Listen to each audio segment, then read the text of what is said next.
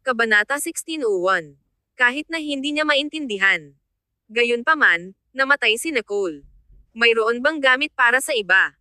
Sa huli, naghihiganti lang ito. Ito ay upang aliwin ang nagkasala at hindi mapakali ang puso ni Eric. Tila kahit ano pa ang ginawa ni Eric upang gumawa ng mga pagbabago, hindi ito pinahahalagahan ni Nicole. Bumantong hininga si Mitchell. Ang dalawang tao na orihinal na malapit ay lumago pa at higit na magkahiwalay, at ngayon, maaaring hindi na sila magkaroon ng pagkakataon na magkasama muli. Kahit na hindi ito naiintindihan ni Mitchell. Mahal na mahal ni Eric si Nicole, ngunit bakit siya nag-atubiling nang ipasa ni Caleb ang kanyang mga kondisyon? Bakit ginamit ni Eric ang kaisipan ng isang negosyante upang hamanin ang psyche ng isang arm dealer? Makikipag-usap ba siya sa kanila sa mga termino? Sa kasong iyon, sulit ba ang pag-uusap sa mga kondisyon?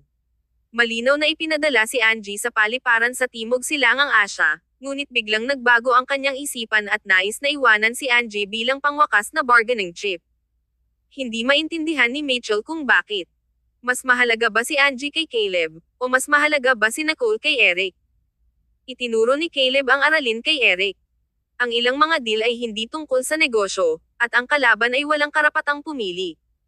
Napanood ni Mitchell habang naghihiganti si Eric na parang nagalit siya. Sumigaw siya sa lugar ng pagsabog at pagkatapos ay bumalik na walang laman. Para bang iniwan ng kanyang kaluluwa ang kanyang katawan.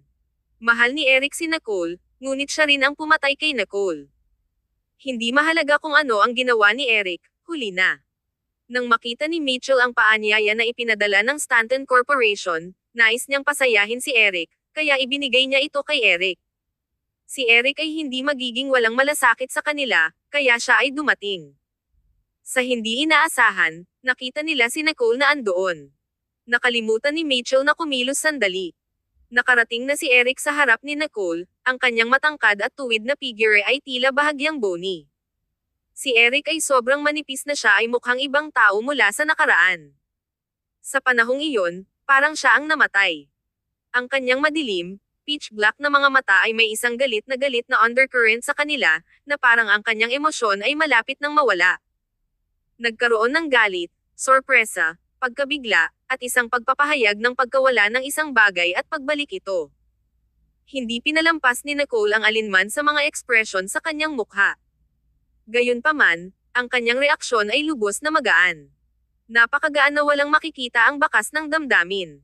Ito ay tulad ng nakatingin siya sa estranghero. Nicole. Ang boses ni Eric ay mababa at malabo. Ang kanyang mataas at makapangyarihang kalungkutan ay agad na nawala habang siya ay sumimangot ng malalim, tinitigan siya ng masidi. Para bang natatakot siya na bigla siyang mawala. Hindi ka patay. Mapatla ang labi niya habang nagbulong-bulungan siya. Itinaas ni Nicole ang kanyang mga mata. Ang kanyang titig ay walang malasakit at umalis. Ano pa ang sasabihin? Buhay siya, ngunit walang salamat sa kanya. Sa kabaligtaran, hindi siya sapat na nakatagpo upang makatagpo ng naturang aksidente dahil sa kanya. Ang pinaka-inosente sa sitwasyong ito ay si Nicole. Sa huli, si Eric ay hindi man handang magbigay ng tulong sa kamay. Sinabi ni Eric na mahal niya ito, ngunit iyon lang ang salita o binibigkas niya. Hindi na maniwala si Nicole kay Eric maliban kung siya ay nasira sa utak. Mr. Ferguson, excuse me. Hindi namin alam na darating ka, kaya hindi kami makadalaw sa iyo ng maayos. Si Miss Stanton ay mayroon pa ring gawain na dapat gawin. Mangyaring humingi ng paumanhin sa amin. Magalang na nagpunta si Logan upang tumayo sa harap ni Nicole, na kumikilos ng disente. Siya ay isang empleyado na may propesyonal na etika at hindi kailanman lumubog ang kanyang kamao. Ito ang kanyang profesionalismo. Si Logan ay hindi maaaring magkaroon ng pakikiramay sa hindi karapat-dapat na taong ito. Gayunpaman, tumayo si Eric doon ng walang paggalaw, matigas at tuwid. Mayroong ilang mga pahiwatig ng pag-iingat sa kanyang mga mata ng brooding. Ikaw talaga. Logan grew a little annoyed. Sa gilid, si Ginoong Wilhelm ay nakipag-ugnay. Bakit siya kumikilos tulad ng hindi kanya kilala? Si Nicole ay natural na hindi maaaring baliwalain ang mga salita ni Ginoong Wilhelm. Ang kanyang mga labi ay curl, at nagsalita siya sa isang malinaw at malamig na tinig. Hindi niya alam ang kanyang sarili. At those words, Eric's body lurched. Naguguluhan si Ginoong Wilhelm at nais na sabihin ang isang bagay, ngunit tumahimik si Nicole at tumingin sa kanya. Nilagdaan ang kontrata, kaya babalik ako ngayon. Mr. Wilhelm, mahahanap mo ako anumang oras kung may kailangan ka. Kabanata 16:02. Isang pekeng malalim na pag-ibig. Si Ginoong Wilhelm may nasobrahan at nagbuntong hininga. Inaasahan kong walang mangyari. Matanda na ako at mawawala na. Gusto ko lang umalis at magpahinga. Ngumiti si Nicole at lumingon. Hindi siya mapigilan ni Mitchell. Gayunpaman, hindi rin mapigilan ni Logan si Eric. Nahuli ni Eric si Nicole sa ilang mga hakbang at hinayla ang kanyang braso. Nicole, huwag kang umalis. May panginginig sa boses ni Eric. Tumalikod si Nicole at tumingin sa kanya. Tinitigan niya. Bitawan mo ako. Naging mapatla ang mukha ni Eric, at pinakawalan niya. Nicole. Hindi niya alam kung ano ang sasabihin, ngunit alam niya na hindi niya ito mapabayaan na ganoon lang. Para bang nahihiya siyang makita siya, ngunit nais niyang ipaliwanag ang isang bagay sa kanya. Inisip ng lahat na ang malalim na pag-ibig na mayroon siya para sa kanya ay isang pekeng pagpapakita lamang ng debosyon. Nag-isip din ba si Nicole? Hindi iyon totoo. Mahal siya ni Eric. Siyempre, seryoso siya. Ito lang.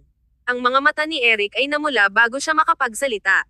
Tinanggal ni Nicole ang kanyang kamay, tila walang tiyaga. Nag-exuded siya ng isang pakiramdam ng detachment na tumanggi sa iba. Tumayo si Eric sa harap niya at hindi komportable.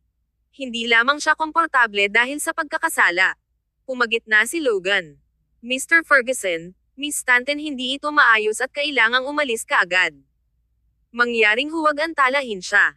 Ang tono ni Logan ay matatag at maaaring isaalang-alang na walang kabuluhan. Gayunpaman, alam ni Logan na kahit wala nang sinabi si Nicole, may hawak pa rin siyang sama ng loob.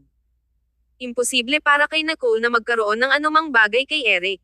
Sa kasong iyon, hindi na kailangang mag-alala si Logan. Ang mga salitang iyon ay walang alinlangan na tinusok ang puso ni Eric. Nakakalma ang mukha niya. Hindi siya malusog. Agad na nag-react si Eric at sumulong siya na may sasabihin. Nasaktan ka ba? Ang pagkabalisa sa mga mata ni Eric ay mukhang hindi katawa-tawa. Medyo nagulat si Nicole sa kanyang reaksyon, at ang mga sulok ng kanyang mga labi ay curl. Ano ang isang maliit na pinsala? Ako ay sapat na maswerteng hindi patay. Hindi ka ba sumasang-ayon, Mr. Ferguson? Ang kanyang mga salita ay tulad ng matalim na kutsilyo na pumuputol sa kanyang puso, nag-iiwan ng madugong bakas. Nagbago ang mukha ni Eric. Ang kanyang ekspresyon ay mahigpit na hinigpitan bago pa man makaligtaan ay tumingin siya sa kanya, na puno ng pagkakasala at sakit ng puso. Nicole, pasensya na. Nag-clear ang lalamunan niya nang makita niya ang hindi malinaw ng ngiti. Ang natitirang bahagi ng kanyang paghingi ng tawad ay tila natigil sa kanyang lalamunan. Hindi niya masabi ang isang salita. Tumingin si Nicole sa kanya at hindi matulungan ang kanyang mga labi mula sa pagkurlang sa isang mapanunuyang ngiti. Tumingin siya sa kanya at lumingon upang umalis, walang sinasabi. Gusto ni Eric na sundin siya, ngunit pinigilan siya ni Logan. Mr. Ferguson, wala nang sasabihin kahit na susundan mo siya. Hindi pa magaling muli si Miss Stanton at hindi maaaring manatili ng matagal. Kung patuloy kang nakakasira sa kanya, mararamdaman lamang niya ang sakit. Ang mga salita ni Logan ay huminto kay Eric sa kanyang mga track. Ang titig ni Eric ay nagpapalabas ng ganitong lamig habang tinitingnan niya si Logan. Nadama ni Logan ang isang chill na bumaba sa kanyang gulugod, ngunit pagkatapos ng pag-iisip tungkol dito, pinatay niya ang kanyang sarili at umalis. Sa kabutihang palad, si Eric ay hindi nagpatuloy na habulin si Nicole. Ang puso ni Eric ay tila nasaktan ng isang malaking bato, na hindi siya makahinga. Tumayo siya roon at pinilit ang kanyang sarili na huminahon. May sakit siya. First ni Logan ang kanyang mga labi. Oo, na-hospital siya ng higit sa kalahating buwan bago siya na-save. Kung hindi para sa kawalan ni Ginoong Stanton at ang kinakailangang presensya ni Miss Stanton dito, hindi siya mabubuhay. Bigla niyang naramdaman na sinabi niya ng sobra at lihim na sinumpa ang aura ni Eric sa sobrang lamig at nakakatakot. Ginawa nito ang mga tao na hindi sinasadya na isumite sa kanya. Logan immediately regained his composure and coughed. Mangyaring gawing komportable ang iyong sarili, Mr. Ferguson. Aalis na kami ngayon. Pagkatapos, hindi hinintay ni Logan ang reaksyon ni Eric at lumingon kay Nicole. Kabanata 1603. Medyo naiinis ako. Sa labas. Si Nicole ay nakaupo na sa kotse, nakatingin sa labas ng walang tiyaga. Malapit nang lumubog ang araw, ngunit ang langit ay sakop ng hamog na ulap, kaya hindi maganda ang pananaw. Ito ay tulad ng kanyang kasalukuyang kalagayan. Hindi talaga ito kaaya-aya. Mabilis na sumakay si Logan sa kotse at maingat na sinulyapan ang ekspresyon ni Nicole. Miss Stanton, babalik ba tayo sa ospital? Nandoon pa rin si Clayton. Ang dalawa ay nag-aatubili sa bahagi nang umalis siya. Kumurap si Nicole at tiningnan ang oras. Pumunta tayo at sunduin si Lil Michael mula sa paaralan. It just so happens to be on the way. Ito ay tungkol sa oras na matapos ang paaralan. Tumanggo si Logan at inutusan ang driver. Tahimik siyang umupo sa upuan ng pasahero sa harap. Umupo si Lucas sa tabi ni Nicole na may walang ekspresyong mukha, na kumikilos tulad ng bodyguard siya. Ayaw ni Nicole na banggitin ang mga nakakainis na mga bagay, at natural na hindi rin banggitin ni Logan. Gayunpaman, ang biglaang pagdating ni Eric ay talagang nabalisa ang kanyang mabuting kalagayan. Ito ay ang kapabayaan at kawalang ingat ni Logan. Kung alam ni Logan, hindi niya ipadala ang paanyaya sa unang lugar. Inaasahan ni Logan na hindi makayanan ni Nicole ang mga marka sa kanya. Naabot nila ang pasukan ng paaralan ni Michael. Si Lil Michael ay orihinal na sumakay doon, ngunit pagkatapos magising si Clayton, nagpunta si Michael sa ospital araw-araw. Kahit na hindi sinabi ni Michael, naging masaya siya sa tuwing nakikita niya ang Clayton na gumaling. Nag-alok si Nicole na magkaroon ng isang tao na protektahan siya, ngunit tumanggi siya. Ang nurse at bodyguard sa paligid ni Michael ay palaging ginagawa ang kanilang tungkulin at nasnock siya sa labas ng paaralan paminsan-minsan para mamasyal. Kung ang ibang tao ay biglang sumunod sa kanya, paano siya malayang mamasyal? Unti-unting dumilim ang langit. Lumabas si Logan sa kotse upang maghintay para kay Lil Michael habang nakaupo si Nicole sa loob. Tinawag niya ang guro ni Michael. Na malapit nang pauwiin siya. It did not take long for Lil Michael to run out happily. Si Logan ay kumaway sa kanyang kamay na excitedly, at sinundan siya ni Lil Michael at nakita ang kotse. Binuksan ni Nicole ang pintuan at lumabas, nakangiti. Naging masaya ka ba sa paaralan? Tumanggo si Lil Michael. Siyempre. Kahit na ang aking mga kamag-aral ay mas matanda kaysa sa akin, ang aking IQ ay mas mataas kaysa sa kanila, siyempre, masaya ako kapag nakita ko silang sinusubukan ngunit hindi pagtupad sa akin. Hindi mapigilan ni Nicole na tumawa at hinaplos ang kanyang ulo. Halika, pupunta tayo upang kumain ng masarap. Ang mga mata ni Lil Michael ay naiilawan at maligaya siyang nagpunta upang kunin ang kanyang kamay. Dalawa lang tayo. Sumimangot si Nicole para sa isang iglap. Ilang sandali. Sa food chain. Sina Nicole at Lil Michael ay nakaupo sa tabi ng bintana. Pinanood niya siyang kumain ng maligaya ng walang pag-aalaga at agad na hindi maiwasang tumawa. Mayroon lamang isang sorbetes sa harap niya. Pagkatapos ng lahat, wala siyang gana na kumain ng iba pa.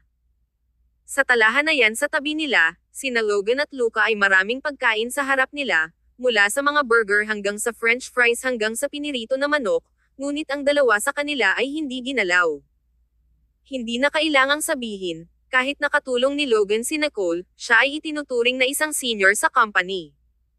Ang kanyang taunang sweldo ay nagsimula sa 8 mga numero, kaya't matagal na mula nang kumain siya ng mabilis na pagkain na walang halaga ng nutrisyon. Bilang isang bodyguard, si Luca ay may mahigpit na pamantayan para sa kanyang dieta.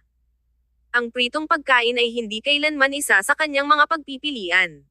Tanging si Lil Michael ay nagagalak sa pagkain sa harap niya. Pinagsisisihan ni Nicole ang maliit. Gaano katagal ito mula nang kumain ito si Michael? Michael, hindi mo masasabi sa iyong tatay tungkol dito. Tumangala si Lil Michael at tumanggo. Hindi ko sasabihin. Ngumiti si Nicole. Sinundan ni Lil Michael sa pamamagitan ng pagtatanong, magkakaroon ba ng susunod? Nang makita ang kanyang kinakabahan at umaasang titig, dahan-daang tumanggo si Nicole. Si Lil Michael ay nasiyahan at patuloy na kumain. Kinain niya ang kanyang punan at iniinsayog ang kanyang mga binti. Pretty lady, ang huling oras na kumain ako ay kasama mo rin. Naaalala mo ba? Tumahimik si Nicole. Siyempre, naaalala niya. Napakatagal na ito. Kabanata 1604. Isang taong hindi mo gusto. Sumimangot si Lil Michael sa karaingan. Hindi ako papayagan ni Daddy. Ayaw niya ng ganito karami. Kapag lumaki ako, gusto kong buksan din ang isang food chain. Wow, anong magandang panaginip. Sa gilid, ang sulok ng mga mata ni Logan ay umikot sa kabutihang palad, si G. Son ay hindi nasa paligid upang marinig iyon. Kung hindi man, kahit na hindi ka nais-nais para sa kanya na maglakad, papagalitin ni Clayton si Michael. Tumawa si Nicole. Maaari mong tanungin ang opinyon ng iyong tatay. Marami siyang karanasan sa paggawa ng negosyo. Pinaikit ni Lil Michael ang kanyang mga mata at ngumiti. Pretty lady, bakit hindi ka nasisiyahan ngayon? Nagyelo si Nicole. Ang sorbete sa kanyang kamay ay halos natunaw. Ano? Si Logan at Luca ay marunong magsimulang kumain, na nagpapanggap na hindi makarinag.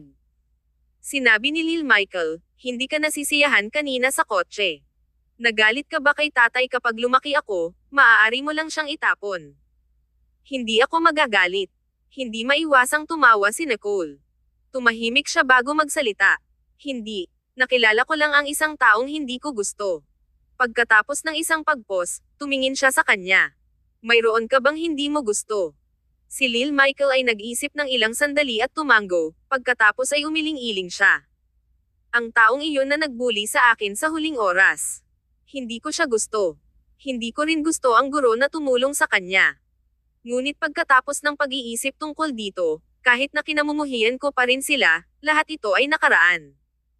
Kung patuloy kong kinamumuhian sila, mas magiging hindi ako maligaya. Tumahimik sandali si Nicole at itinaas ang kanyang mga mata upang tumingin sa kanya. Oo, pinakamahusay na kalimutan ang tungkol sa kanila. Tumanggaw si Lil Michael. Tama iyon. Marami na kaming mga pagkabahala sa mga bata, kaya ang mga matatanda tulad ni tatay ay dapat magkaroon ng higit pa. Mas mahusay na kalimutan. Tumawa si Nicole at maligayang kumain ng isang kagat ng sorbetes. Kahit na ang pakiramdam ng nagyayelo ay medyo matamis at mag-atas, maganda pa rin ito. Nang ito ay tungkol sa oras, lahat ay natapos kumain at bumalik sa ospital. Kinuha ni Lil Michael ang kamay ni Nicole at maligayang pumasok sa ward ni Clayton. Sa ward, si Clayton ay nagbabasa ng isang libro sa isang banyagang wika, ngunit hindi para sa negosyo. Parang pinapalipas niya ang oras. Tumingin si Clayton sa tunog. Ang kahinahunan at kasiyahan sa kanyang mga mata ay hindi pa kumupas. Bumalik na kaya? Nang makita ni Clayton si Lil Michael, bahagyang mahigpit ang kanyang ngiti. Bumalik ka na agad. Umupo si Lil Michael sa sofa sa tapat niya ng sigasig at nagsalita. Hindi iyon sa lalong madaling panahon.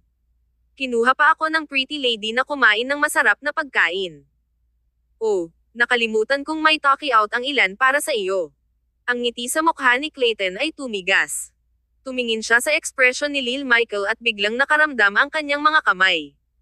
Si Nicole ay nagubo at nagwalk sa isang ngiti. Hindi natin nakalimutan. Ito ay hindi pwede sa iyong tatay.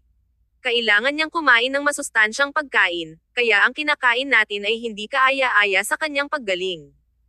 Itinaas ni Clayton ang kanyang mga browser. Oh, ano ang kinain mo? Ang dalawang tao ay agad na tumigas ng ilang sandali. Tumingin si Lil Michael kay Nicole para sa tulong. First ni Nicole ang kanyang mga labi, kalmado pa rin at nagsalita. Hindi niya napili na ipagkanulo si Lil Michael. Sa totoo lang, kinain ko ang aking punan sa piging, ngunit nais ni Lil Michael na kumain ng ilang gourmet na pagkain, kaya't dinala ko siya sa isang restaurant. Tiningnan ni Clayton ang kakaibang paraan na ang dalawa sa kanila ay kumikilos, at ang kanyang mga mata ay nag-flick. Naunawaan niya ang nangyari, ngunit hindi niya ito sinabi ng malakas. Nag-iingat ako. Ang pagkain ng paaralan ay hindi kasing ganda ng pagkain sa labas. Dati akong regular na nagdadala ng pagkain, ngunit hindi kami pwede ng ilang araw ngayon. Ang kanyang mga mata ay naglalaman ng isang banayad na paghingi ng tawad, at ang malambot ng ngiti sa mga sulok ng kanyang mga labi ay natutunaw ang mga puso ng mga tao. May sasabihin si Nicole nang kumatok si Logan sa pintuan sa labas. Pangulo, ang mansyon ay nagpadala ng isang bagay. Sumagot siya at tumingin kay Clayton bago lumabas. Kabanata 1605.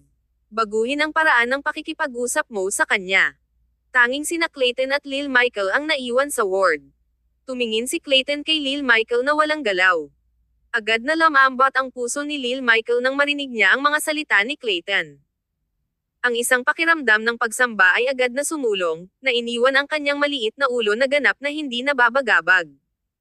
Nagpunta si Michael na may mga pulang mata at kinuha ang kamay ni Clayton. Tatay, kailangan mong gumaling sa lalong madaling panahon at dalhin ako upang kumain ng masarap na pagkain. Bagaman malinaw na ipinagbabawal ni Clayton si Michael mula sa pagkain ng pinirito na mabilis na pagkain, si Clayton ay nakikiramay din sa piki ng mga bata at ilalabas si Michael upang kumain ng masarap na pagkain paminsan-minsan. Hindi niya hahayaang magdusa si Lil Michael. Biglang naramdaman ni Lil Michael na parang napakalayo niya.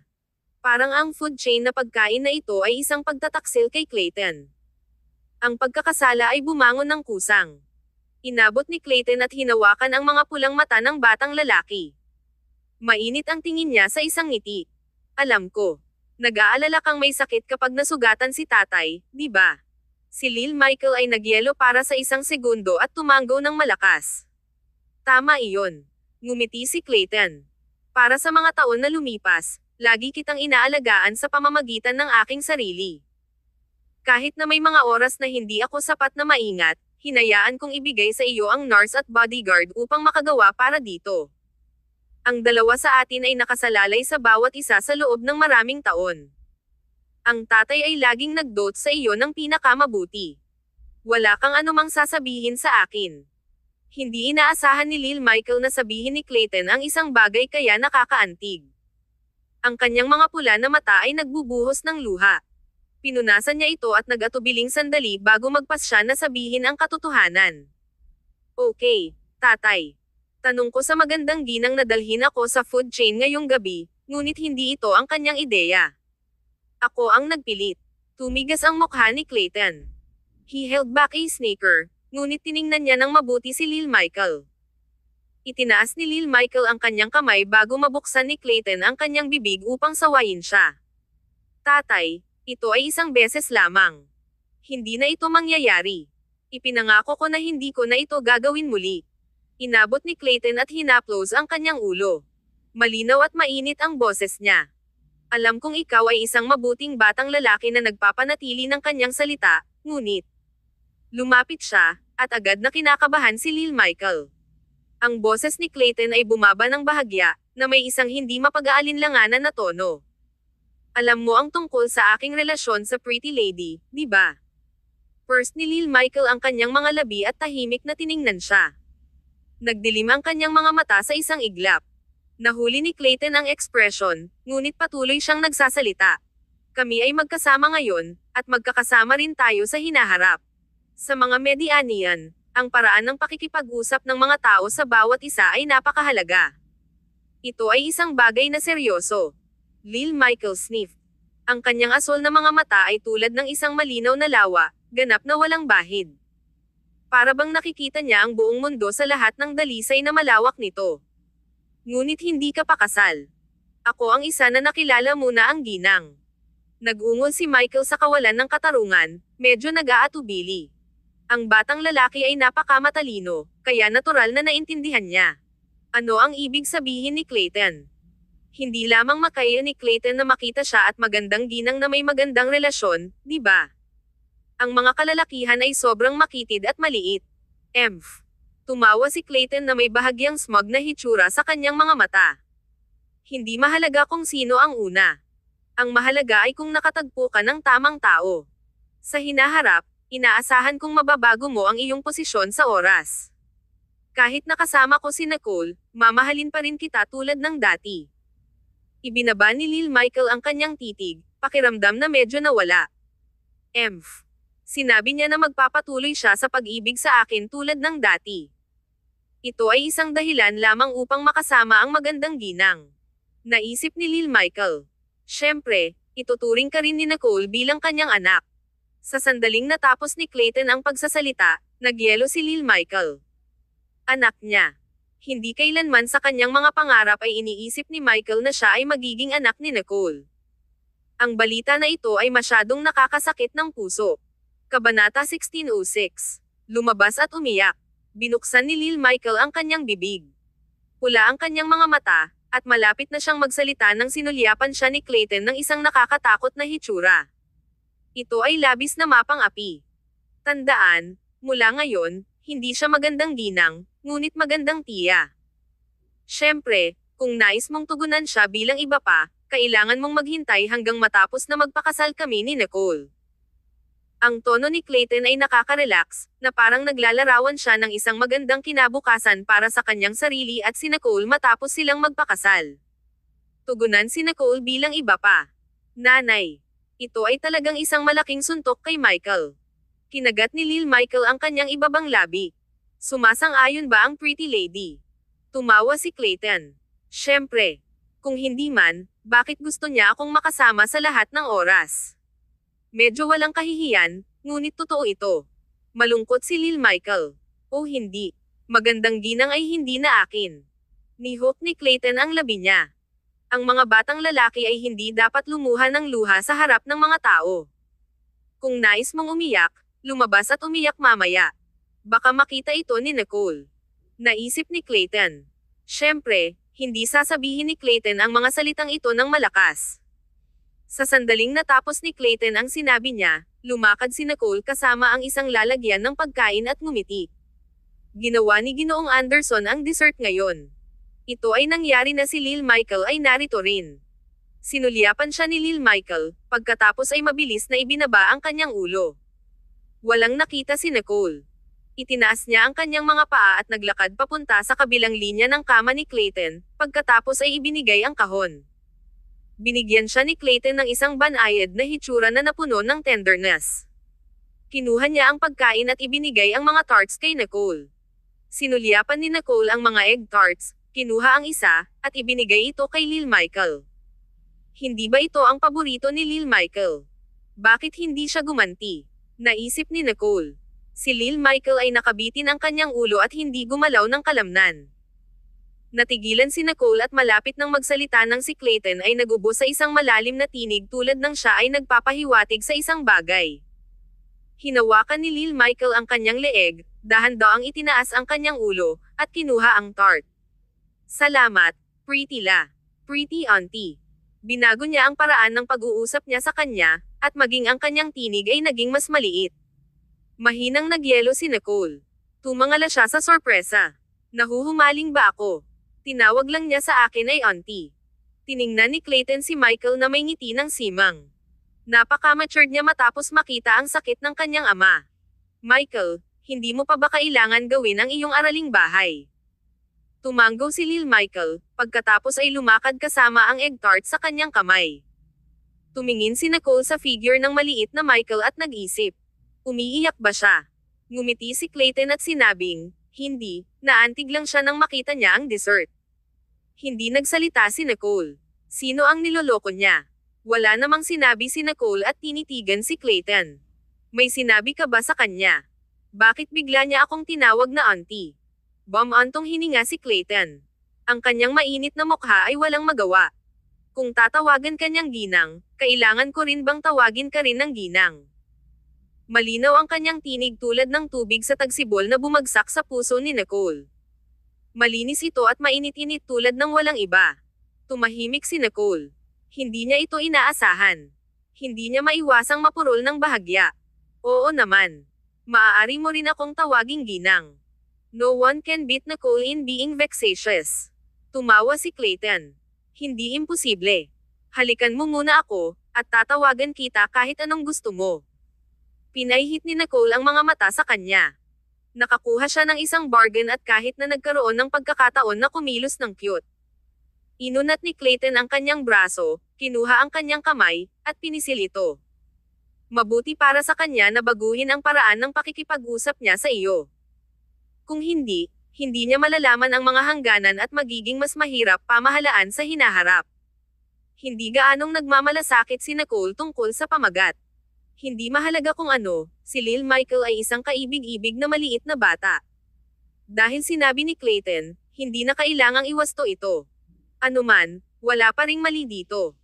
Gusto ng bata na mag-flatter si Nicole, ngunit hindi niya ginawa at igiit ito. Kabanata 1607. Ito ay orihinal na kanya. Habang kumakain si Clayton, nakaupo si Nicole sa gilid upang mabasa ang ilang mga dokumento. Bagaman nasa ospital si Nicole, unti-unting kumukuha siya ng mas maraming mga gawain sa kumpanya. Nakita ni Grant na nakabawi din si Nicole, kaya't kusang ibigay niya ang ilang mga bagay sa kanya nang walang oras ng tingga. Nicole was unlike Clayton, who would rather be idle and read a book than worry about the company's affairs, even if he could eat and move. Matapos ang isang pagtulog sa hapon, kinuha ni Nicole si Clayton para maglakad sa likod ng hardin. Si Clayton ay gumawa ng ilang mga simpleng pagsasanay na mabuti para sa pagbawi. Maaari siyang mailabas mula sa ospital sa loob ng ilang araw. Ang maliit na hardin sa likuran ng pribadong ospital ay napakamaayos, moderno, masining, at chic. Ito ay napaka-nakalulugod sa mata. Dahan-daang lumakad si Clayton na walang tulong. Umupo si Nicole sa isang swing at tumingin sa kanya paminsan-minsan. Ngumiti ang dalawa sa isa't isa na parang ang hangin ay matamis. Wala sa kanila ang napansin na ang isang matangkad na lalaki ay nakatayo sa labas ng bakod na hindi kalayuan sa likurang pintuan. Ang mga bulaklak sa bakod ay nanghihina ang isang tao, na payat at nagmumula sa isang dense chill sa paligid ng kanyang katawan. Itinaas niya ang kanyang mga eyelashes at tumingin ng diretso sa eksena sa loob. Madilim ang kanyang mga mata, na parang itinatago ang pinakamalamig na masamang espiritu na gumawa ng isang pag-iwas sa paningin nito. Hindi alam ni Eric kung gaano katagal siyang tumingin sa kanila.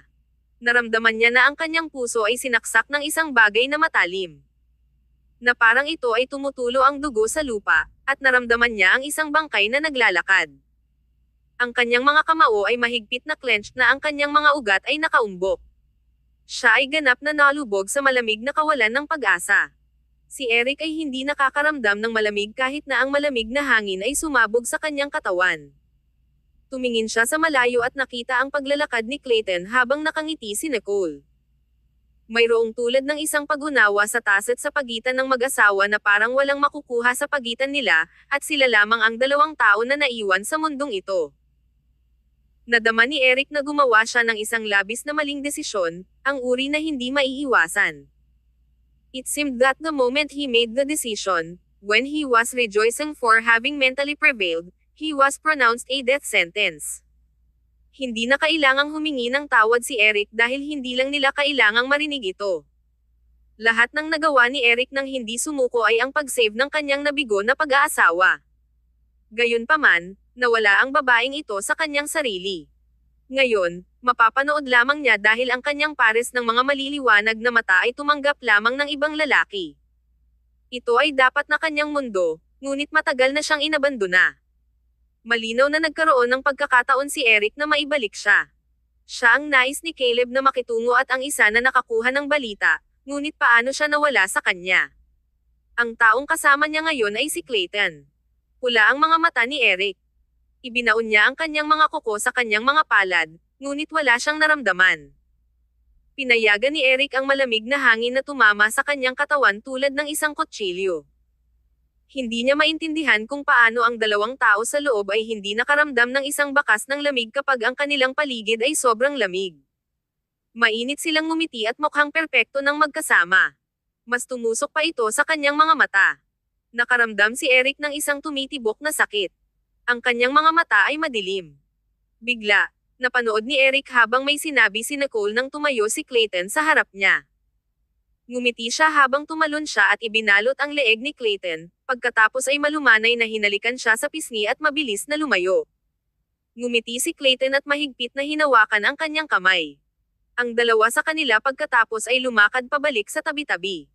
Si Eric, na nakatayo sa labas, ay nakakita ng eksenang ito at malalim na natigil sa pamamagitan nito. Ang bawat sel sa kanyang katawan ay nasasaktan. Pakiramdam niya ay nalulunod siya sa dagat, choking sa tubig sa dagat sa pagitan ng mga paghinga. Gayunpaman, hindi siya naglakas loob na huminga. Naramdaman niya ang kanyang sigla na mawala sa kanyang katawan ng kaunti. Naghintay si Eric hanggang sa ganap na nawala ang dalawang tao mula sa paningin. Bigla siyang natitisid at natumba sa lupa. Si Eric ay mukhang sobrang galit. Hindi na siya ang mataas at makapangyarihang Eric, ngunit isang piraso ng inabando ng basurahan. Kabanata 1608. If you're not willing. Si Mitchell, na sumunod kay Eric mula sa hindi kalayuan, ay nakita ang sitwasyon at agad na tumayo. Nang pumunta si Mitchell upang hawakan si Eric, nakita niya na nakapikit na ang mga mata ni Eric. Mahina si Eric. Madaling dinala ni Mitchell si Eric sa sasakyan at isinugod siya sa ibang ospital. Iyon ay dahil naisip ni Mitchell na magiging awkward para kay Eric at Nicole na magkita sa parehong ospital. Nagtataka si Mitchell kung marahil ay mas bukas ang pag-iisip ni Eric. Bilang katulong ni Eric, nais ni Mitchell na hikayatin si Eric na sumuko, ngunit hindi niya talaga alam kung paano ito sasabihin. Sa ospital, ipinadala si Eric sa emergency room. Inisip ito ni Mitchell at tinawag si Keith Ludwig. Tumagal ng mas mababa sa 20 minuto para dumating si Keith. Sa oras na ito, si Eric ay ipinadala sa ward upang magpahinga. Nabigo siya ng biglaan dahil medyo mahina ang kanyang katawan. Mahina lamang si Eric dahil naisip niya dati na patay na si Nicole, kaya't labis siyang nalulumbay na hindi siya kumakain o nag-aalaga sa kanyang katawan. Sa kasamaang palad, ang self-torture ni Eric ay hindi nagpapagaan sa kanya. Lalo na matapos makita na si Nicole ay buhay pa, ang kahihiyan at pagsisisi ay nadama ni Eric na kumain siya tulad ng mga maggots. Nawasak siya at naiinis sa kanyang sarili. Kahit na si Eric ay maaaring magtapos ng ganito. Sa labas ng ward, bumantong hininga si Mitchell. Mr. Ludwig, ikaw at si Mr. Ferguson ay may isang mahusay na relasyon. Sa palagay ko si Mr. Ferguson ay hindi maaaring magpatuloy ng mas mahaba sa estado na ito. Kailangan mong hikayatin siya kahit na ano. Mula sa araw na nawala si Eric, halos mahulaan ni Keith kung ano ang napuntahan ni Eric. Ito lamang si Keith ay hindi nag-expect ng ganoong resulta. Walang magawa si Keith. Si Eric ang kanyang matalik na kaibigan, at ang kabilang panig ay si Nicole. Kaya, natural na hindi nag-atubiling piliin ni Keith ang kanyang mabuting kapatid. Ngunit paano dapat hikayatin ni Keith si Eric? Bumantong hininga si Keith. Paano ko siya hikayatin? Hikayatin siya na huwag sumuko, o hikayatin siyang i-play ito ng magaspang. Matapos ang ilang pag-iisip, hinawakan ni Keith ang kanyang buhok at mukhang nabalisa. Bukod sa paglalaro nito ng magaspang, sa palagay ko hindi na siya pagbibigyan ni Nicole ng isang pagkakataon. Biglang naramdaman ni Mitchell na gumawa siya ng maling desisyon na hilingin kay Keith na lumapit. Mas mabuti kung pumasok si Mitchell sa loob at sinabi ito mismo. Si Mitchell ay hindi nagsalita at nag-ambala sa mga saloobin ni Keith. Mr. Ludwig, kailangan mong hikayatin siya na sumuko kay Miss Stanton at tumingin sa unahan. Huwag pilitin ang kanyang sarili sa isang patay na pagtatapos. Tumingin si Keith kay Mitchell sa katahimikan bago niya sinabi, sa palagay mo posible. Sinabi ni Mitchell, siguro. Pagkatapos ng lahat, sumuko din si Ginoong Ferguson sa isang kritikal na oras. Nangangahulugan ito na si Miss Stanton ay sa katunayan ay hindi mahalaga sa kanya tulad ng naisip niya. Marahil ay hindi niya matatanggap ang kanyang nabigo na pag-aasawa. Maingat na nagsalita si Mitchell. Iniisip pa rin niya na ang pagsuko kay Nicole ay pinakamahusay para kay Eric. Kahit na matapos ang kanilang nabigo na pag-aasawa, si Nicole ay malawak pa rin ang pag-iisip upang maging kaibigan ni Eric. Gayunpaman, si Nicole ay mukhang hindi siya nagmamalasakit, ngunit marahil ay kinasusuklaman niya si Eric sa core ngayon. Kung mayroon ka itong lahat, bakit hindi mo sinabi sa kanya ang iyong sarili? Tanong ni Keith. Karaniwan, si Mitchell ay hindi masyadong maingat. Sa Ferguson Corporation, mahusay na iginagalang si Mitchell dahil ang kanyang katayuan ay pangalawa lamang kay Eric. Kahit na ang mga kaibigan ni Eric ay hindi naglakas loob na maliitin si Mitchell. Hinawakan ni Mitchell ang kanyang ilong at ngumiti. Kung nagagalit si Ginoong Ferguson, wala na ako sa trabaho, hindi ba? Mangyaring maunawaan kung saan ako nanggaling. Matapos sabihin ni Mitchell, ang dalawa sa kanila ay nanatiling tahimik. Alam nilang pareho kung ano ang pinakamahusay, ngunit hindi nila alam kung paano makipag-usap sa taong iyon sa loob. Nabigo si Mitchell at sumigaw ng makarinig siya ng isang tunog na nagmula sa ward. Ginoong Ferguson, gising ka na ba?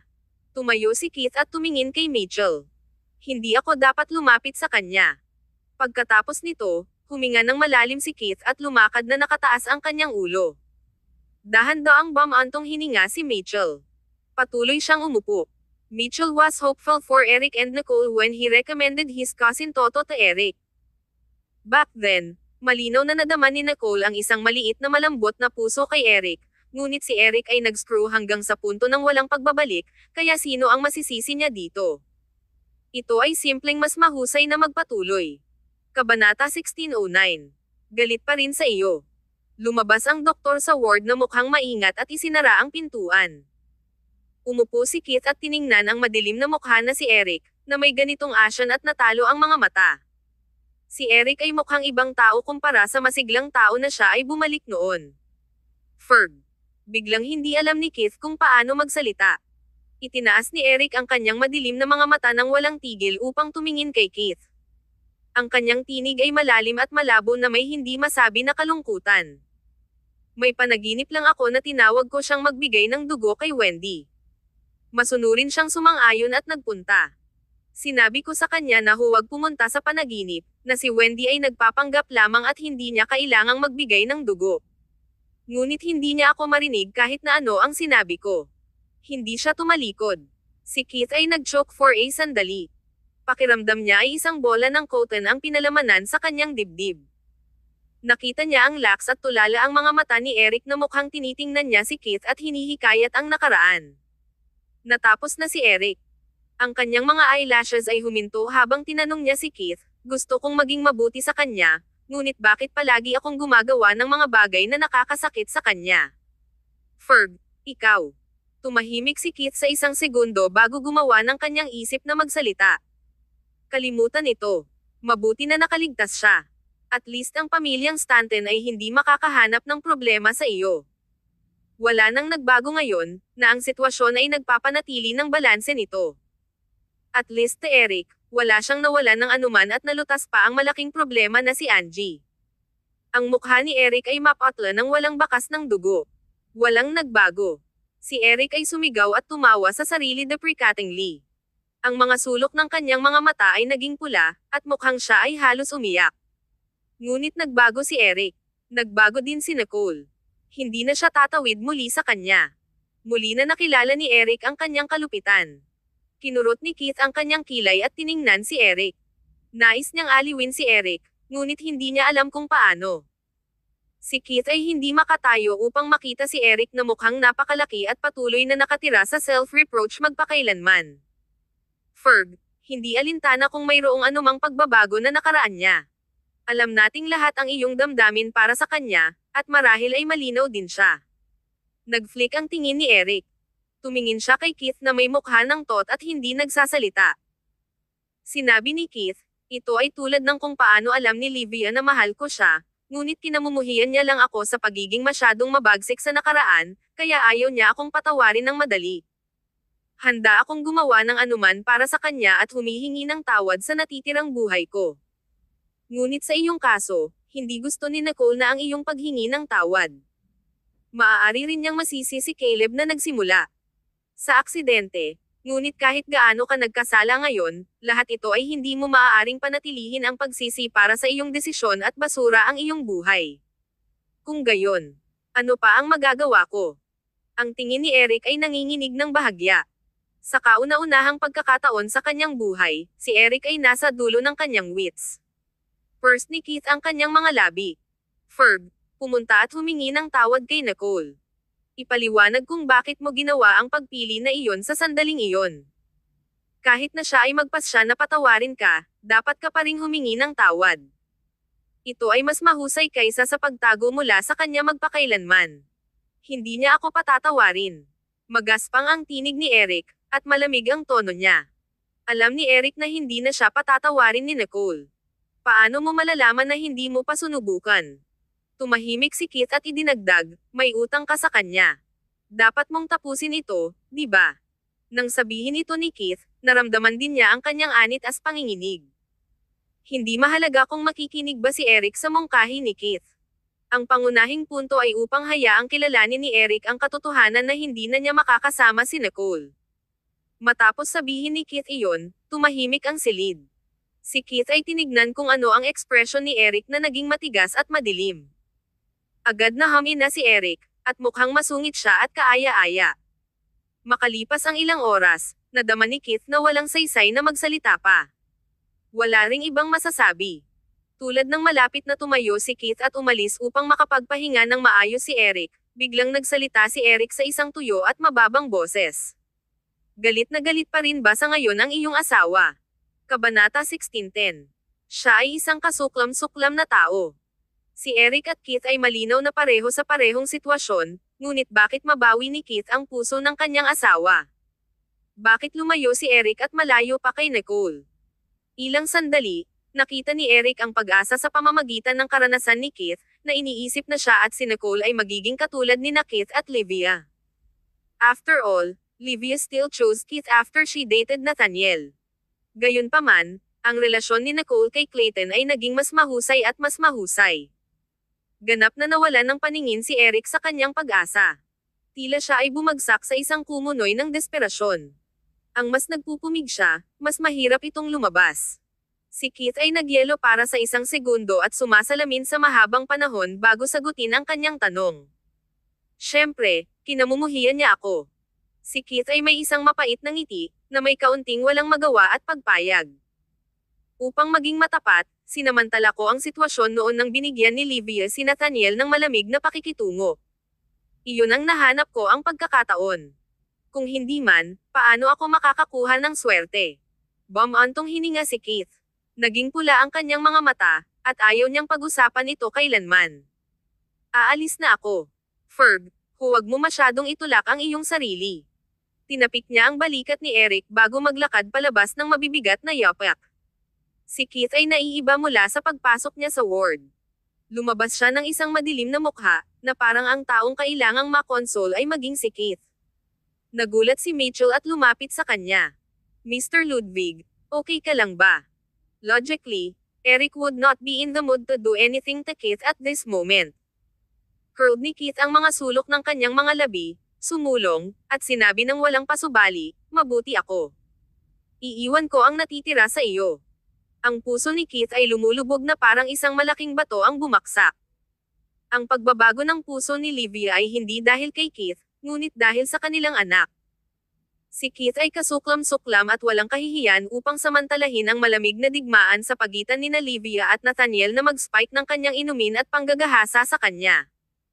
Sa huli, iniulat siya ni Livia, at naaresto siya ng pulisya. Gayunpaman, ang pamilya Ludwig ay hinayla ang ilang mga string at pinalabas siya. Matapos lumabas si Keith, pinagsisihan niya ang kanyang mga aksyon at nahihiya na makita si Livia. Tumagal ng 2 month bago siya pumunta at humingi ng tawad sa kanya. Sa oras na iyon, nakita ni Keith si Livia sa ibaba ng basurahan. Mukha siyang extremely haggard. Kahit papaano, nagpunta si Keith upang makita ang bag ng basurahan na itinapon na lang niya at nakita ang isang ulat ng pagsubok sa pagbubuntis na napunit sa kalahati. Masakit ang kanyang puso, at mabilis niyang hinanap ang iba pang kalahati ng ulat. Nakita niya na siya ay 4 na linggong buntis. 4 na linggo ay nangangahulugang ang sanggol ay maaaring maging Keith. Ang kanyang puso na natalo, muling nabuhay muli. Tahimik na sinundan ni Keith si Livia sa loob ng ilang araw at napansin na maraming beses na nag-away sina Nathaniel at Livia. Nais ni Keith na pumunta at ipagtanggol ng hindi mabilang na beses, ngunit makasarili niyang naisip na mas mahusay para sa kanila na mag-away sa wakas. Narinig ni Keith ang dahilan ng kanilang argumento na isang beses. Si Nathaniel ay hindi handang tanggapin ang bata na iyon, ngunit ang katawan ni Livia ay hindi makatiis ng isang pagpapalaglag. Kaya, ang pagkakataon ni Keith ay dumating. Ang nakaraan ay tulad ng isang madilim na ulap na nakabitin sa kanyang ulo. Tuwing ngayon, nakaramdam siya ng kadiliman kapag naisip niya ito. Ang magandang bagay ay lumabas siya rito. Kahit na hindi komportable si Keith at naghihirap sa tuwing naalala niya ito, ang resulta ay kung ano ang gusto niya, at gugugol niya ang natitirang bahagi ng kanyang buhay na bumubuo para sa kanyang mga pagkakamali. Itinulak ni Mitchell ang nakabukas na pinto at nakita si Eric na nakaupo na tulala. Si Eric ay nalubog sa mga anino, kaya hindi makita ni Mitchell ang kanyang ekspresyon. Gayunpaman, Maramdaman ni Mitchell na ang mataas at malakas na stern aura ay tila bumalik sa kanya. Pangulo. Hindi maiwasang mapababa ni Mitchell ang kanyang tinig. Itinaas ni Eric ang kanyang mga mata sa tinig. Madilim, malalim, at malamig ang kanyang mga mata. Kunan mo ako ng makakain. Hindi siya makakain ng maraming araw. Mula sa araw ng aksidente ni Nicole, si Eric ay nagkaroon lamang ng ilang kagat ng pagkain. Kung hindi man, hindi siya mawawala ng labis na timbang. Pinayagan ni Eric ang kanyang sarili na maging mas masama at desperado, na iniisip na mapapaganda nito si Nicole at mapagan ang kanyang pagkakasala, ngunit siya ay mali. Kabanata 16:11. Hanapin siya sa huling pagkakataon.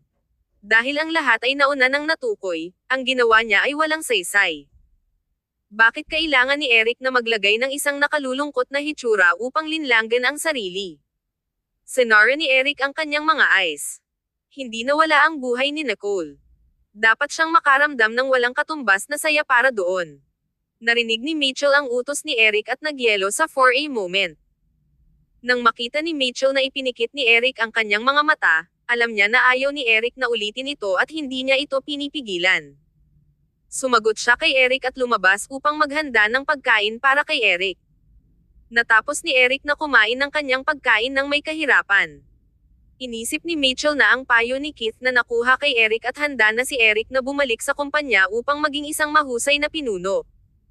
Pagkatapos, nagpunta si Eric upang maligo, binago ang kanyang mga damit, at lumabas na mukhang maayos at masalimuot. Nakita ni Mitchell si Eric na ganito at nakaramdam ng pagkatakot. Pangulo. Tumingin si Eric kay Mitchell nang walang isang ripple ng damdamin sa kanyang mga mata na mukhang kalmado na malalim na dagat, tahimik ngunit mapanganib. Hahanapin ko siya. Isang huling oras. Ang tinig ni Eric ay nagdala ng isang walang hanggang kalungkutan, ngunit sinubukan niyang pigilan ang kanyang damdamin. Tumahimik si Mitchell. Naunawaan. Makikipagugnay ako kaagad kay Logan. Dahil ito ang huling oras, hindi sila dapat maging sneaky tungkol dito. Ginagawa ni Clayton ang kanyang pangwakas na pag-check up at naghahanda na may palabas mula sa ospital bukas. Hindi umalis si Nicole ng maaga, ngunit hindi ito naisip ni Yvette at Julie. Pumunta sila sa ospital upang hanapin si Nicole na may malaking bag ng mga bagay. Sa kabutihang palad, walang ibang mga pasyente sa palapag na ito. Kung hindi man, ito ay magiging isang abala. Si Kai ay walang magawa na kumilos bilang isang dagdag para sa mga kababaihan dahil ayaw ni Julie na makipag-date sa kanya ngunit nais na pumili ng damit na pangkasal kasama sina Nicole at Yvette dito. Ano ang pipiliin? Puti pa rin silang lahat. Naisip ni Kai. Masayang nagbago si Yvette sa isa sa mga gown. Lumabas siya, lumibot sa harap nila, at nasa sabik na nagtanong. Kumusta naman ang isang ito? Lahat sila ng pinakabagong mga modelo na dinala mula sa tindahan ng pangkasal, dalawa sa mga ito ay mga pribadong pasadyang modelo. Ang bawat isa ay mukhang kamangha-manghang, kaya kinailangan ni Yvette na piliin ang mga ito ng maayos. Naupo si Nicole doon na nakatingin at sumimangot ng bahagya. Ang likod ay ganap na hubad. Maganda ang likod ni Yvette, at napakahusay niya sa paglalaro sa kanyang lakas. Ang kanyang mga buto ng pakpak sa kanyang likuran ay maislan at proporsyonal, at ang kanyang likod ay walang bakas ng taba. Ito ay kasing Kat-Anji tangi bilang isang gawa ng sining. Tumanggo si Yvette at itinaas ang kanyang baba. Siyempre, napangiti siya ng maligaya. Nadama ni Nicole na may isang bagay. Ito ay maganda, ngunit hindi niya matukoy kung ano ang mali dito. Si Kai, na sumulyap mula sa gilid at ibinaba ang kanyang ulo upang magpatuloy sa paglalaro kasama ang kanyang telepono, nagpatawa. Kung hindi ka nag-aalala na kanselahin ni Lance ang kasal sa araw mismo, pagkatapos ay magpatuloy at piliin ang isang ito. Kinurot ni Yvette ang kanyang mga browser. Bakit niya kanselahin ang kasal? Nakoff si Julie at tinitigan si Yvette. Hindi ba siya magseselos? Agad na naintindihan ni Yvette. Hindi niya ito isinasaalang-alang at nakatuon lamang sa pagiging maganda. Ang kanyang mukha ay agad na naging pula, na bihirang para kay Yvette na mamula. Sa palagay mo ay sobrang maiksi siya. Kahit na hinuberan niya ang hubad para sa kasal, hindi ako magseselos. Ito ay wala. Ang isang mabuting katawan ay dapat na humanga sa lahat. Itinaas ni Nicole ang kanyang kilay, ngumiti, at inalog siya ng telepono. Ipapadala ko ang iyong mensahe kay Ginoong Sheldon pagkatapos. Natigilan si Yvette at nagmadali na hinawakan ang telepono ni Nicole na nais tanggalin ang pag-record. Nakita niya na hindi nag-click si Nicole sa chatbox at hinalinhan na mapagtanto na nagbibiro lang si Nicole. Nakatitig si Yvette kay Nicole. Naging masama ka rin. Hinimok ni Julie si Yvette mula sa gilid. Magmadali ka at magbago pa ang isa. Ang atensyon ni Yvette ay agad na iginuhit siya pagkatapos ay maligaya siyang pumunta sa silid sa loob. Ang natitira sa kanila ay hindi makakatulong ngunit tumingin sa bawat isa at tumawa. Narinig nila ang isang kumatok sa pintuan mula sa labas. Kumatok si Logan sa pintuan at pumasok. Pangulo. Tumahimik si Nicole at tiningnan siya ng may ngiti. Ano ang mali? Tapos na ba ang doktor sa pagsusuri kay Clayton? Naayos ba ang mga pamamaraan ng paglabas ni Clayton? Nag-atubiling sandali si Logan at pursed ang kanyang mga labi. Hindi. Tumawag si Mitchell ngayon at sinabi na nais ka ni Ginoong Ferguson na makita ka. Kabanata 16:12. Paanong walang kahihiyan? Sa sandaling sinabi ni Logan, ang buong silid ay nahulog sa isang kakaibang katahimikan. Si Kai ang unang yumapekto. Ang telepono sa kanyang kamay ay agad na nahulog sa mesa at gumawa ng isang malakas na ingay. Siya ay talagang walang kahihiyan. Hindi pa ako nakakita ng sino mang mas makapal na balat kaysa sa kanya. Halos mapatay niya si Nicole at mayroon pa ring pisngi na darating. Sino ang nagbigay sa kanya ng gayong kumpiyansa? Ito ay sapat na mabuti na hindi namin sinundan siya. Ngayon kahit na siya ay dumating sa aming pintuan. Malinaw ang mukha ni Kai. Agad siyang tumayo, pinagsama ang kanyang mga manggas, at naglakad palabas. Sino ang gusto niyang makita? Dapat siyang dumating at makita muna ako. Nagmamadali sina Nicole at Julie upang ihinto si Kai nang makita nila na ang sitwasyon ay maging magulo. Kay, huwag maging impulsive. Marahil hindi narito si Eric na magdulot ng problema. Narito siya upang humingi ng tawad kay Lil-En. Nagpunta si Julie upang yakapin ang baywang ni Kai at sabik na nagsalita. Itinulak siya ni Kai. Siya sneered at mukhang galit na galit. Kung siya ay nang ahas na dumating, makipaglaban ako sa kanya. Sino ang nagmamalasakit sa kanyang paghingi ng tawad? Kung darating siya upang humingi ng tawad, kailangan ko bang pasalamatan siya? Gusto ni Julie na magsalita, ngunit huminto siya at tumingin kay Nicole. First ni Nicole ang kanyang mga labi, pilit na pinigilan ang kanyang kawalang kasiyahan, at nagsalita na kalamado. Pangatlong kapatid, hindi na kailangang makipaglaban sa ganitong uri ng tao. Magpanggap lamang na hindi mo alam ang bawat isa sa hinaharap. Pagkatapos nito, tumingin si Nicole kay Logan. Ayokong makita siya. Nag-atubiling si Logan. Mitchell said that Mr. Ferguson is already here. Kung hindi mo siya makilala, hindi siya aalis. Matapos sabihin iyon, nagalit pa si Kai. Pinilit ni Eric ang kamay ni Nicole. Kahit na ang mga mata ni Nicole ay naging malamig. Nagsalita si Julie mula sa gilid. Lil-En, bakit hindi ka umalis sa ospital ng maaga? Ang pag-iwas ay ang pinakamahusay na pagpipilian. Gayunpaman, tiningnan ni Logan si Nicole. Pangulo, sinabi ni Mitchell na nais ni Ginoong Ferguson na makilala ka ng isang beses. Ang isang regular na pagpupulong at pagpupulong sa huling pagkakataon ay hindi nagdala ng parehong timbang pagkatapos ng lahat. Tumawa si Kai at nag-sneer. Ano, mamamatay na ba siya? Kinurot ni Nicole ang kanyang mga browser. Hindi na kailangan iyon. Matagal na silang wala sa isa't isa, kaya hindi na kailangan ng isa pang solemn na napalm. Ginawa ni Eric na parang napakaraming pagmamahal sa pagitan nila. Si Nicole ay wala sa mood na maglaro kasama si Eric. Hindi man lang siya nag-abala upang makilala siya ng isang beses at nais lamang na hindi pa nila nakilala. Nakakakita ng matibay na pag-uugali ni Nicole, naunawaan ni Logan kung ano ang ibig niyang sabihin at tumanggo. Oo, Pangulo. Umatras si Logan. Sa kabaligtaran, galit na galit si Kai na marahas ang kanyang dibdib. Ang hindi kapani-paniwalang gwapo na mukha looked cold and detached as he coldly snorted. Hindi ko siya papayag sa gusto niya. Binuksan ni Julie ang kanyang bibig ngunit wala itong sinabi. Bagaman nag-aalala si Julie na nasa panganib si Kai, naintindihan niya ang pagmamahal ni Kai kay Nicole. Naglakad si Nicole at tumingin kay Kay gamit ang kanyang mga braso na nakatiklop sa kanyang dibdib.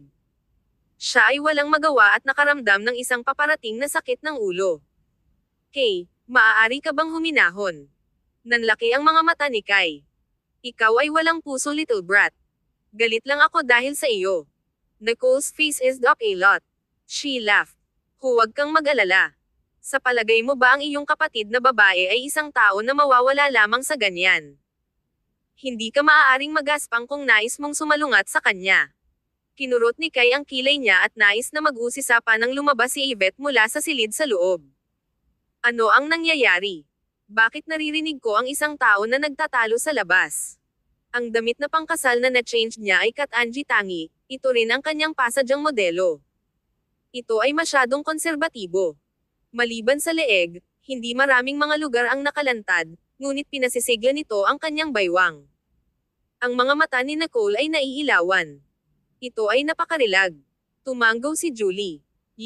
Kamangha-manghang. Umikot si Yvette at mukhang nabalisa. Ito ba? Bakit sa palagay ko ay medyo konserbatibo ang estilo? Kung hindi ito ang aking pasadyang modelo, iisipin ko na sinusubukan nila akong lokohin. Hindi ba sa tingin mo na napaka-konserbatibo? Ang tatlong iba pa ay tumayo ng sunod-sunod at inalog ang kanilang mga ulo. Hindi naman. Kabanata 16:13. Maaari kong tingnan ito kahit na hindi ko ito kinakain. Bagaman hindi gaanong nakalantad, ang figure ni Yvette ay maganda at hubog sa lahat ng tamang lugar. Ang lahat ng kanyang mga pakinabang ay pinatunayan at pinalaki. Ito ay mas nakakaakit kaysa sa damit na may hubad na likod dahil ginawa nitong mas nakakausisa ang mga tao tungkol sa kung ano ang nasa ilalim. Ang kanilang mga mata ay hindi makakatulong pero sinusundan ang tingin si Yvette. Gayunpaman, hindi lubos na pinahahalagahan ni Yvette ang kanilang mga saloobin. Siya ay lamented lamang na ang kanyang mabuting figure ay hindi maaaring humanga at mainggitin ng iba. Ngunit ano ang lahat ng ingay na iyon ngayon? Hindi nakalimutan ni Yvette ang ingay sa labas habang nagbabago siya sa kanyang damit kanina. Ngumiti si Nicole. Dumating si Eric, kaya't pinagalitan namin siya. Si Yvette ay nagyelo at gumawa ng ilang mga hakbang pasulong sa galit. Bakit hindi mo ako tinawag? I'll scold him with you guys. With more people, we can drown him with our spittle. Hindi maiwasang tumawa si Julie. Kailangan mo lang mag-focus sa pagiging sa isang ikakasal. Bakit ka pa nakaka-impulsive? Tumanggaw si Nicole. Tama iyon. Mag-aasawa ka na, kaya huwag makisali sa mga bagay na ito. Umungol si Yvette at tumayo doon. Galit na galit ako. Mapahamak ito. Kung hindi ito para sa kanya, natatakot ba ako kay Lil-En sa loob ng maraming araw? Sa huli, ito ay dahil si Eric ay masyadong kasuklam-suklam. Binigyan ni Kay si Yvette ng isang hinlalaki. Tama na, Miss Quimby. Ikaw ang pinakamahusay. Kay, kailan mo siya papatulan? Magdadala ako ng isang cleaver. Malakas na sinabi ni Yvette ang huling pangungusap at umikot upang magpalit sa kanyang gown. Ang natitirang tatlong tao ay nanginginig ang kanilang mga ulo at biglang nadama na natakot kay Lance. Bagaman hindi pa rin mapapahalagahan ni Yvette ang kagandahan ng damit na pangkasal na ito, ipinadala niya ang mga larawan kay Lance. Gumamit si Lance ng 1,000 mga salita upang ilarawan ang pagiging natatangi ng damit na ito ng kasal na parang ang gown na ito ay dinisenyo sa kanya. Nang tumingin ulit si Yvette sa damit ng kasal, mukhang mas maganda ito. Lumabas sina Kay at Julie upang kumain. Si Yvette ay nakaimpake din at umalis. Nena si Nicole, kaya napunta siya upang makita si Clayton. Ang pangwakas na pag-check up ay labis na may sensinang. Ang bawat resulta ay sinuri ng mabuti. Si Clayton ay nakipag-chat kay Nicole ng ilang sandali at nakatulog mula sa pampatulog ng gamot. Napakaganda ng panahon sa labas. Hinintay ni Nicole sina Kay at Julie na ibalik ang ilang mabuting pagkain para sa kanya. Hindi niya maiwasang tumingin sa ibaba. Nagyelo si Nicole pagkatapos ng isang sulyap. Ang tao sa ibaba ay masyadong masasabik. Ang kanyang matatag na figure ay tumayo doon ng walang paggalaw, at ang kanyang gwapo at malamig na mukha ay naging mga passers-by na bumalik upang kumuha ng pangalawang hitsura. Sa sandaling nakita ni Nicole si Eric, bigla siyang tumangala na parang naramdaman niya ito. Parang nakilala niya ang tingin niya. Nagyelo si Nicole at agad na nadarama niya ang window na ito ay maaari lamang tumingin ng malinaw. Mula sa labas, hindi nakikita ang loob. Siguro ito ay isang ilusyon lamang. Iniwasan ni Nicole ang kanyang titig at walang tigil na hakbang pabalik. Ano ang isang psycho? Sa oras na ito, ang self-torturing ni Eric ay hindi gagawing malambot ang puso ni Nicole. Upang maging tumpak, kahit anong pamamaraan na ginamit niya, hindi magiging malambot ang puso ni Nicole. Matapos magkaroon ng isang malapit na brush na may kamatayan, tinanggap ito ni Nicole. Si Eric ay walang imak na isipin na madaling patawarin ni Nicole siya kung nagkukunwari siyang maging kaawa-awa. Tumalikod si Nicole at umupo sa tabi ni Clayton. Hinawakan niya ang kanyang telepono at pinadalhan ng mensahe si Kai. Pinakamamahal na kapatid, kapag bumalik ka, mangyaring dalhin sa akin ang mga sumusunod na merienda. Makalipas ang ilang sandali, sumagot si Kai. Masasabi ni Nicole na naiinis siya. Kailangan mo bang kumain ng sobra? Nag-type si Nicole. Kahit na hindi ko ito kinakain, maaari ko pa ring tingnan ito. Sagot ni Kai. Nanalo si Nicole. Sa gabi, lumabas ang mga resulta ni Clayton. Ang lahat ng mga tagapagpahiwatig ay normal at mas mahusay kaysa sa inaasahan nila. Masayang sumang-ayon ang doktor sa kahilingan ni Clayton na maalis mula sa ospital. Sa huling araw, ang katulong ni Clayton na si Roland, ay nagpakita at tinulungan si Clayton na ipack ang kanyang mga bagay. Samantala, napag-usapan din ni Roland ang ilang mga nagdaang kaganapan. Kabanata 16:14. Tandaan na dumaan sa likod ng pintuan. Sinabi ni Roland, Mr. Sloan, tinanong ko ang mga naglilinis na malinis ang iyong bahay, upang masiguro ka. Lahat ng kumpanya ay naalagaan. Iniulat ni Roland habang siya ay deftly at dumating upang suportahan si Clayton. Tumingin si Clayton sa kanya at hindi gumalaw. Nagyelo si Roland. Bigla niyang naalala ang isang bagay at sinampal ang ulo. Pagkatapos, mabilis siyang gumawa ng paraan para kay Nicole. Miss Stanton, mangyaring. Si Nicole, na nasa likuran niya, ay hindi nagsasalita.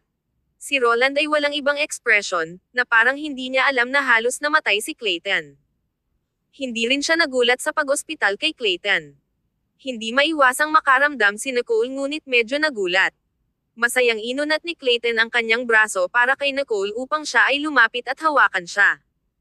Binigyan siya ni Nicole ng isang hindi nagsasalita na hitsura. Si Clayton ay sobrang clingy at mushy sa harap ng mga tagalabas.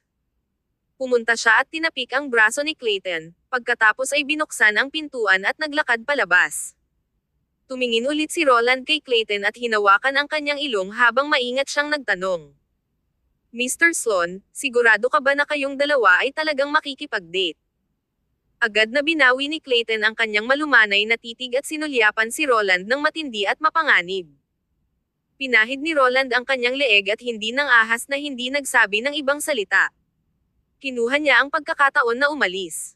Di nagtagal, kinuha ni Nicole ang braso ni Clayton at naglakad palabas. Huminga ng malalim si Clayton. Bagaman wala siyang sinabi, naramdaman niya na medyo nasa ospital siya. Ang dalawa noon ay tumingin sa isa't isa at ngumiti kay Clayton ay ibinaba ang kanyang ulo at bumulong sa tainga ni Nichols. Ang bahay pa rin ang pinakamahusay na dahilan na mas maginhawa na gumawa ng anuman. Hindi mapigilan ni Nicole ngunit magkaroon ng ilang mga masasamang saloobin, kaya marahan niyang tinapik ang braso ni Clayton. Natural niyang nahuli ang kanyang kamay at hinawakan ito ng mahigpit. Ang kanilang matalik na pakikipag-ugnay ay nahulog sa mga mata ng iba at naging ibang bagay. Nang tumangala sila, ang dalawa sa kanila ay bahagyang natigilan. Malinaw na nagulat si Clayton nang makita si Eric. Sumimangot siya sandali ngunit mabilis na muling nabawi ang kanyang ekspresyon. Mahigpit na hinawakan ni Clayton ang kamay ni Nicole sa kanilang mga daliri na nakipag-ugnay.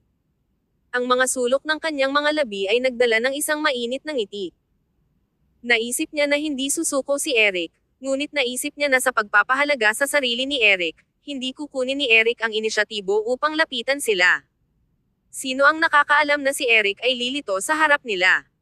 Ngayon na ang relasyon ni Clayton kay Nicole ay matatag, ang hitsura ni Eric ay hindi na nagbigay ng anumang banta sa kanya. Ano pa ang dapat matakot? Medyo malamig ang simoy ng hangin. Ang hangin ay tahimik, na parang nagyelo sa oras. Hindi inaasahan ni Nicole na narito pa rin si Eric. Ito ay 6 o 7 oras, ngunit si Eric ay nakatayo pa rin dito. Haha. Ang ganitong uri ng belated na katapatan ay hindi mapabilib sa kanya. Naload ni Roland ang lahat sa kotse at biglang nakatanggap ng isang tawag mula kay Logan. Roland, nakalimutan kong ipaalala sa iyo na kumuha ng pintuan sa likod kapag umalis ka sa ospital. May isang taong hindi nais ni Miss Stanton na makita sa harap na pasukan. Dapat mong tandaan mamaya. Si Roland, na nakabalik na, ay nakita ang eksena sa harap niya at ibinaba ang kanyang tinig. Huli na. Hindi maisip ang eksenang ito. Tumayo roon sina Nicole at Clayton nang walang sinasabi. Sa halip, biglang umikot ang mga mata ni Eric habang sinubukan niyang sugpuin ang kanyang emosyon. Mukha siyang kalmado at binubuo, ngunit ang kanyang mga mata ng dugo ay hindi maitago. Pag-usapan natin. Ang tinig ni Eric ay raspy, malalim, at malamig. Nakikiusap din ito habang nakatingin siya kay Nicole. Ang mga komplikadong emosyon sa kanyang mga mata ay maaaring magbuntong hininga ang mga tao. Ang mataas at makapangyarihang Eric, na maaaring gumawa ng anuman sa pag-snap ng kanyang daliri sa nakaraan, ay nakakagulat na mapagpakumbaba ngayon, ngunit sino ang maaawa sa kanya? Lahat ito ay napinsala sa sarili, di ba? Si Clayton ay mukhang kalmado at hindi sinabi ng isang bagay. Sa halip, tumingin siya ng patagilid kay Nicole, naghihintay sa kanya na magpas siya. Siya ay tunay na magalang kay Nicole. Ang tono ni Nicole ay walang malasakit sa sinabi niya ng walang pag-aatubili, hindi na kailangan iyon. Wala tayong pag-uusapan. Kabanata 16:15. Pestering. Tumingin si Eric kay Nicole. Ang kanyang mga kamay na nakabitin sa kanyang mga tagiliran ay mahigpit na clench, kaya't ang kanyang mga knuckles ay naging maputi. Ang kanyang puso ay naramdaman na ito ay nasaksak. Naramdaman niya kahit na ang paghinga ay masakit. Ibinaba ni Eric ang kanyang mga mata at sinubukan na itago ang mga emotions sa kanila. Ang kanyang puso ay mapait at hindi mapigilan na malungkot. Matapos ang isang mahabang katahimikan, sinabi niya sa isang boses na raspy, "Gusto ko lang humingi ng tawad sa iyo, wala nang iba. Kung hindi mo nais na makipagkita sa akin, maaari kang magdala ng isang tao." Ito ang kanyang kompromiso. Umalis na si Eric. Hindi niya pinangalanan ang partikular ni Clayton, ngunit naintindihan nila ang lahat. Nagulat si Clayton at medyo nakataas ang kilay niya. Nakita niya ang madilim at komplikadong mukha ni Eric at agad na nasa mabuting kalagayan. Ang sakit ng kanyang kaaway ay ang kanyang kasiyahan. Kahit na, si Nicole ay hindi pumayag na sumang-ayon. Ang pakikipag-usap kay Eric ay magagalit sa kanya. Siya ay hindi mapagbigay at mapagpatawad na tao, kaya bakit dapat siyang pilitin na patawarin siya? Nakikita ng stalemate na ito, si Roland ay nagubo sa gilid at humakbang pasulong upang mapawi ang sitwasyon. Miss Stanton, Mr. Sloan, handa na ang lahat. Maaari na tayong umalis ngayon. Sinulyapan ni Nicole si Roland at nasiyahan sa kanyang reaksyon. Malapit na lang niyang itinaas ang kanyang paa upang lumiko ngunit mabilis na tumayo si Eric sa harap niya. Ipinikit ni Eric ang kanyang mga mata, huminga ng malalim, at sinabi sa isang bahagyang nanginginig na boses, "Nicole, isipin mo lang ito habang ako ay humihiling sa iyo. Gusto ko lang magsabi ng ilang mga salita. Kailangan mo lang makinig. Hindi mahalaga kung pinatawad mo ako o hindi. Hindi na ako babalik upang abalahin ka sa hinaharap." Ang pagsasabi ng mga salitang ito ay nasaktan ang kanyang puso, na parang siya ay naglalabas ng isang napakahalagang bahagi ng kanyang puso. Ang bawat nerbiyos sa kanyang katawan ay nasa sakit. Ibinaba ni Nicole ang kanyang mga mata at itinago ang kanyang kasuklam-suklam. "Kung ayaw kong marinig ito, darating ka ng paulit-ulit." Malinaw at malamig ang kanyang tinig ng walang kaunting init. Ginagamot niya ang isang estranghero na mas mahusay kaysa sa ginawa niya kay Eric. Natahimik si Eric. Mapatla ang kanyang mukha, at ang kanyang mga mata ay madilim. "Oo," sabi ni Eric. Tumingin si Nicole. Nang tumalikod ulit siya, tiningnan niya si Eric. "Fine. Isang huling oras, gawin itong maikli. Hindi mo alintana na ang aking kasintahan ay naroroon, di ba?" Ngayon lang, sinabi ni Eric na ang iba ay maaaring naroroon, kaya kasama ang kanyang kasintahan. Ito ay tulad ng pagdikit ng kutsilyo sa dibdib ni Eric. Nagsalubong ang kanilang mga mata. Tumingin si Eric kay Nicole. Ibinaba niya ang kanyang mga mata at huminga ng malalim. Mabigat ang kanyang paghinga, at marahas ang kanyang puso. Ang sakit ay matagal at malalim. Hindi ko alintana. Kinilala ni Eric ang kasintahan ni Nicole. Ito ay si Clayton. Ito ay ibang tao. Sina Nicole at Clayton ay naglalakad ng magkatabi sa isang silid pahingahan at umupo sa isang lugar sa ilalim ng payong ng pesyo. Ito ang pakinabang ng mga pribadong ospital. Lahat, mula sa pasukan hanggang sa loob ng ospital ay maingat na idinisenyo. Ang silid pahingahan ay natatakpan ng matangkad na mga bushes na humarang sa view mula sa labas. Sinundan nila ang landas sa loob at naglalakad sa paligid ng bukal sa pasukan sa isang maliit, semi-bukas na lugar. Wala nang ibang tao sa loob, at hindi sila makikita mula sa labas. Nakaupo doon, maririnig ng isa ang nakakalusot na tunog ng bukal sa labas at ang mga rustling shrubs sa hangin. Maaari itong maging hindi mapakali at walang tigil na puso sa isang iglap. Umupo si Nicole at tiningnan si Clayton, na katabi niya. Ilang minuto lang. Ipaalam sa akin. Kaagad kung hindi maganda ang pakiramdam iyong pakiramdam. Kahit ngayon, ang lahat ng kanyang pinangalagaan ay si Clayton. Nang si Eric, na nasa likuran, ay narinig ang mga salitang ito, ang kanyang katawan ay hindi sinasadya na nanginginig. Ang kanyang mukha ay naging paler. Si Eric ay nakaupo sa tapat ng mga ito at wala nang sinabi. Sa kabaligtaran, nagsalita si Clayton sa isang malinaw at malakas na tinig. Mr. Ferguson, narinig ko na medyo nababagabag ka sa Timog Silangang Asya, ngunit ang magandang bagay ay matagumpay na nalutas ito.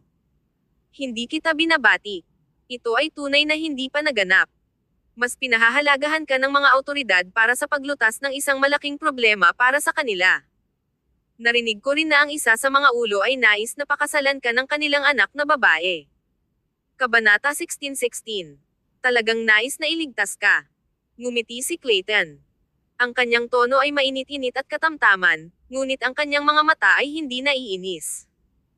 Bagaman hindi nakitungo si Clayton sa anumang mga gawain sa kumpanya sa panahon ng kanyang pag-uulit, hindi ito nangangahulugang siya ay ignorante sa lahat ng nangyayari sa labas ng mundo. Ang bawat galaw ni Eric, kahit na ang pinakamaliit na pagbabago, ay nasa loob ng pagkakahawak ni Clayton. Malinaw na nagkaroon ng malalim na pag-unawa si Clayton sa sitwasyon. Ang madilim na mata ni Eric ay sumulyap sa kanya. Hindi iyon mangyayari. Salamat sa iyong pag-aalala. Tumawa si Clayton. Ngumiti siya at patuloy na nagsasalita. Dahil nasira ang stalemate, kailangan lamang ni Clayton na maging isang manunood sa kanilang pag-uusap sa paglaon.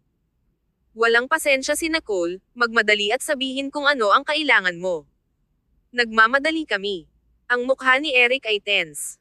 First niya ang kanyang mga labi at tiningnan si Nicole na may mga mata na umaapaw sa kalungkutan.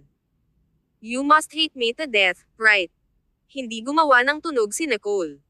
Hindi siya sumang-ayon, at hindi rin niya ito itinanggi.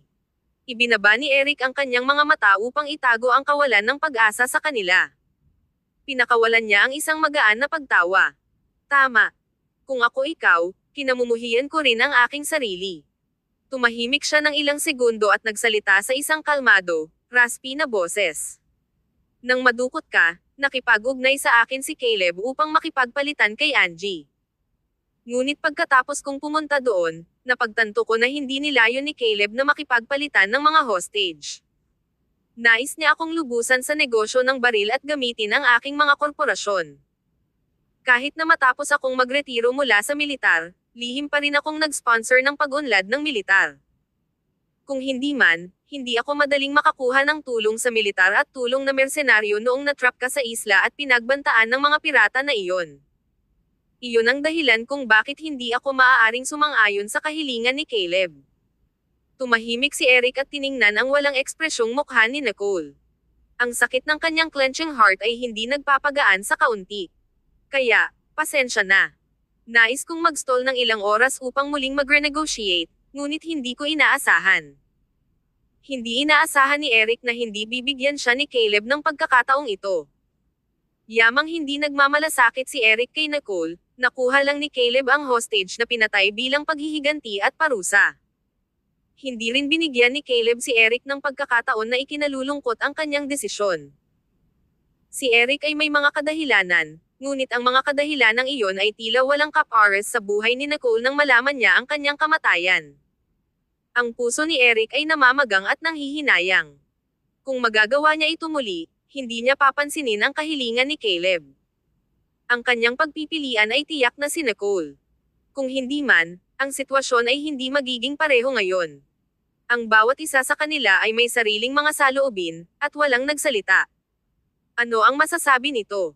Matapos sabihin ni Eric ang kanyang saloobin, gusto pa ba niyang masigasig na sabihin ni Nicole, naiintindihan ko, kaya hindi mahalaga.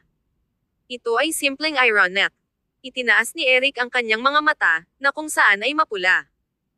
Nang makita niya ang walang malasakit na bahagi ni Nicole, naramdaman ni Eric na ang kanyang puso ay nasaksak. Hindi ko inisip na may mangyayari sa iyo. Gusto ko talagang iligtas ka. Kahit na nangangahulugang isuko ang kanyang buhay. Itinaas ni Nicole ang kanyang mga mata at tiningnan si Eric. Ang kanyang mga mata ay malamig, maliwanag, hiwalay, at walang malasakit. Mr. Ferguson, alam ko na mula sa sandaling lumitaw ang Angie, mayroon kang sariling mga plano, kasama na ang iyong pakikipag-ugnayan. Gayunpaman na-drag ako sa iyong plano. Bagaman hindi ito ang iyong hangarin, hindi ko iniisip na ikaw ay walang kasalanan. Remember, pinayagan tayo ni Caleb na mag-usap ng isang beses, at hiniling ko sa iyo na iparating ang aking mensahe. Ipinadala mo ba ito? Sinabi niya ito ng salita sa pamamagitan ng salita, sobrang lamig. Ang mukha ni Eric ay agad na tumigas. Hindi niya ipinadala ang mensahe ni Nicole.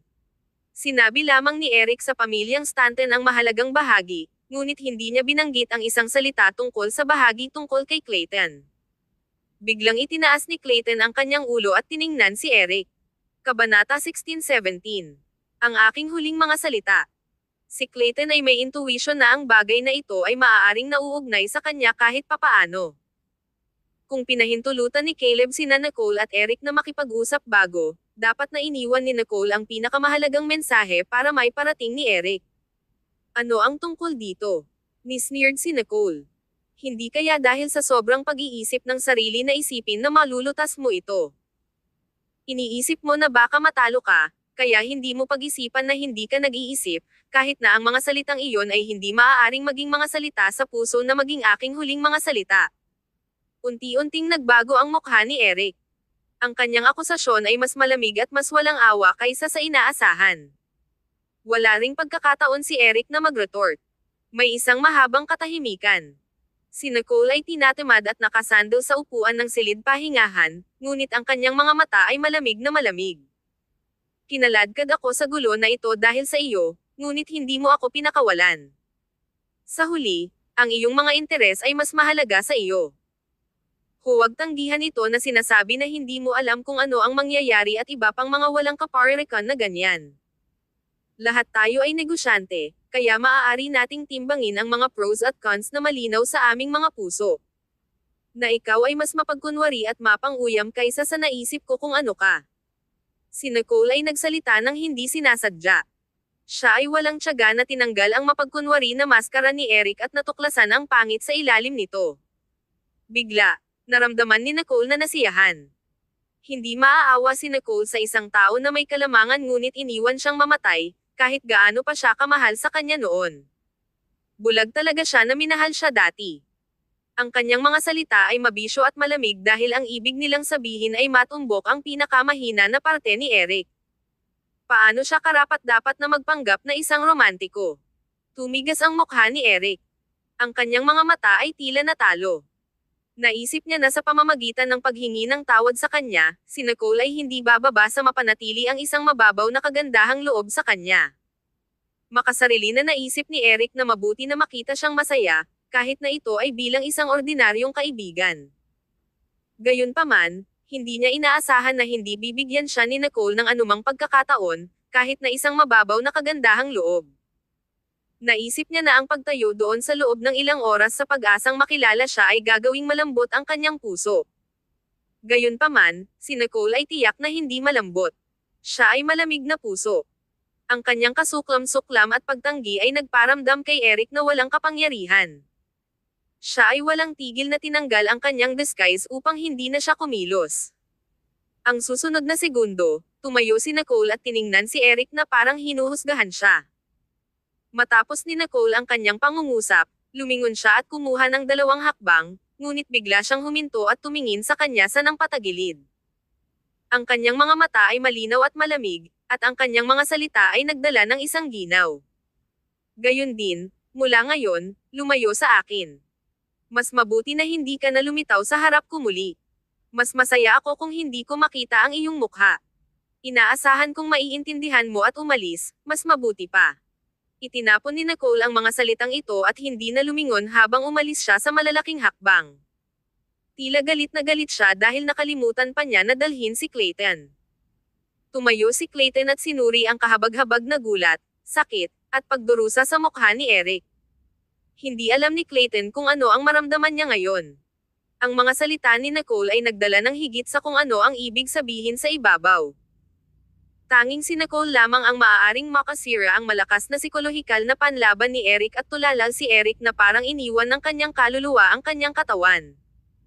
Tanging siya ay maaaring magpadala sa kanya sa pinakamalalim na kalaliman ng kamatayan. Inisip ni Clayton na kumilos si Nicole na parang walang nangyari mula nang bumalik siya dahil nais niyang palayain ang nakaraan. Sa gayon, ang sama ng loob at galit ni Clayton ay nagkaroon ng pagiging makasarili. Gayunpaman, biglang naintindihan ni Clayton na hindi pinatawad ni Nicole si Eric. Nais niyang pahirapan si Eric sa pinakamasamang paraan na posible. Ang bawat salitang sinabi niya ay hindi kapani-pani walang malupit. Kabanata 16:18. Alagaan siya. Pagkatapos, maaaring ihinto ni Clayton ang mga maliliit na galaw na ginawa niya sa pribado laban sa Ferguson Corporation. Mahina si Eric. Itinuwid ni Clayton ang kanyang jacket at tiningnan si Eric na may kabuluhan. Palm, Mr. Ferguson. Tinitigan ni Eric ang pag-alis ni Nicole ng silhouette ng hindi gumagalaw ng kalamnan na parang iniwan ng kanyang kaluluwa ang kanyang katawan. Gayunpaman, sa sandaling binuksan ni Clayton ang kanyang bibig, bumalik si Eric sa kanyang katinoan. Ang kanyang tinig ay magaspang na parang lupa ng papel de liha. Ikaw ang panalo.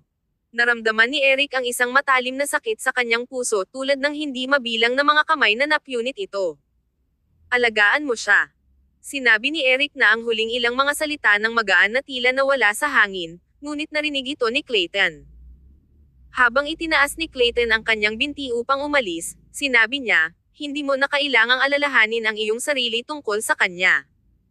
Hindi kailangan ni Clayton ang iba upang sabihin sa kanya kung ano ang gagawin sa kanyang babae. Umupo si Nicole sa kotse at naglaro kasama ang kanyang telepono.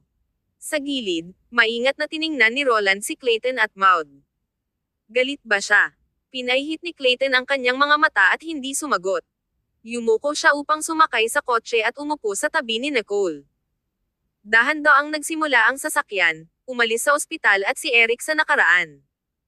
Sumandal si Nicole sa balikat ni Clayton at dahan-daang pinakawalan ang isang buntong hininga. Masaya iyon. Ngumiti si Clayton at dotingly stroked ang kanyang ulo. Maaari ba akong magtanong sa iyo? Oo naman. Bahagyang hinimas ni Nicole ang kanyang mga mata. Bagaman nasiyahan si Nicole pagkatapos nitong pag-uusap, naramdaman din niya ang kaunting pagod. Ang tinig ni Clayton ay labis na kaaya-aya at sumakay sa kotse. Bumalik ka nang makausap mo si Eric, ano ang hiniling mo sa kanya na iparating? May pag-aalinlangan si Clayton sa kanyang puso.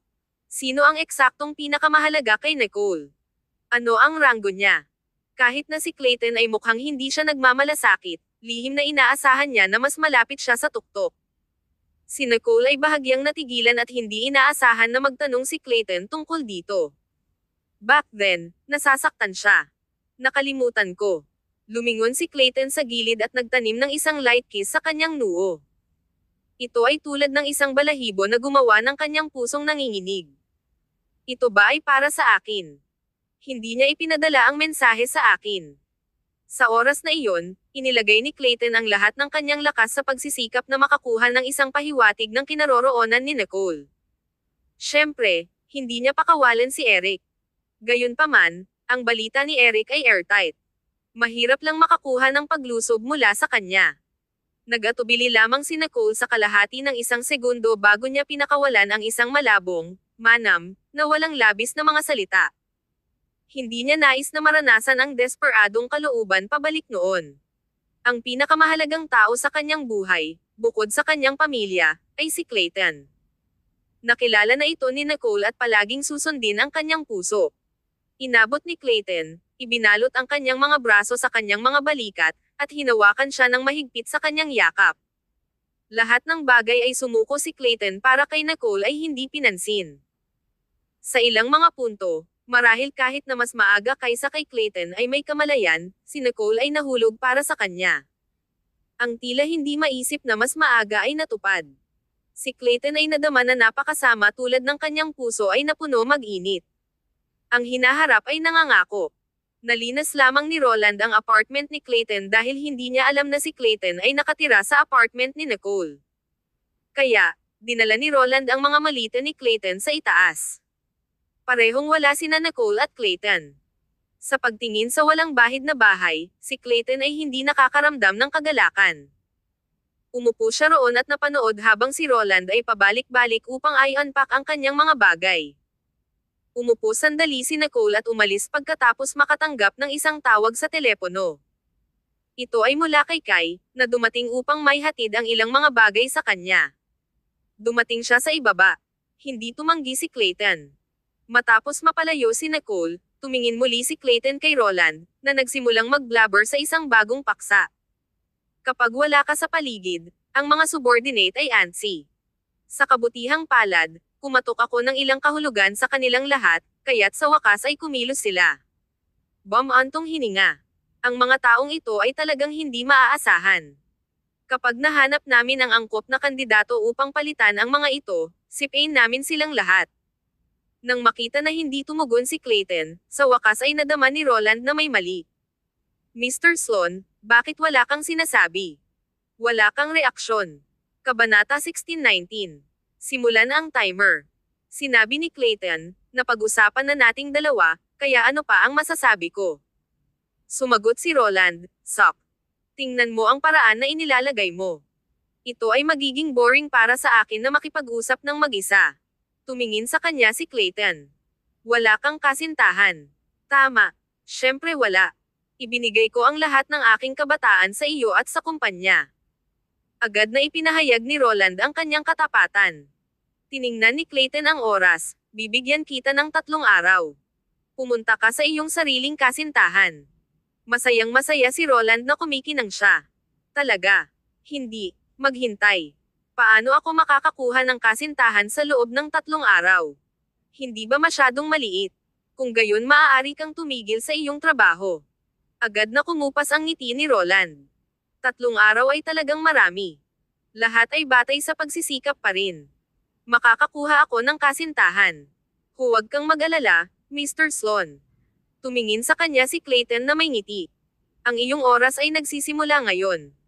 Nagyelo si Roland. Agad na ibinaba ang mga bagay sa kanyang mga kamay, kinuha ang kanyang mga bagay, at umalis. Palm, boss. Matapos umalis si Roland sa lugar, naramdaman niya na may nawala. Sinipa lang siya ni Clayton. Naglakad si Clayton sa walang laman na bahay. Ito ay naramdaman na kakaiba, at hindi siya komportable.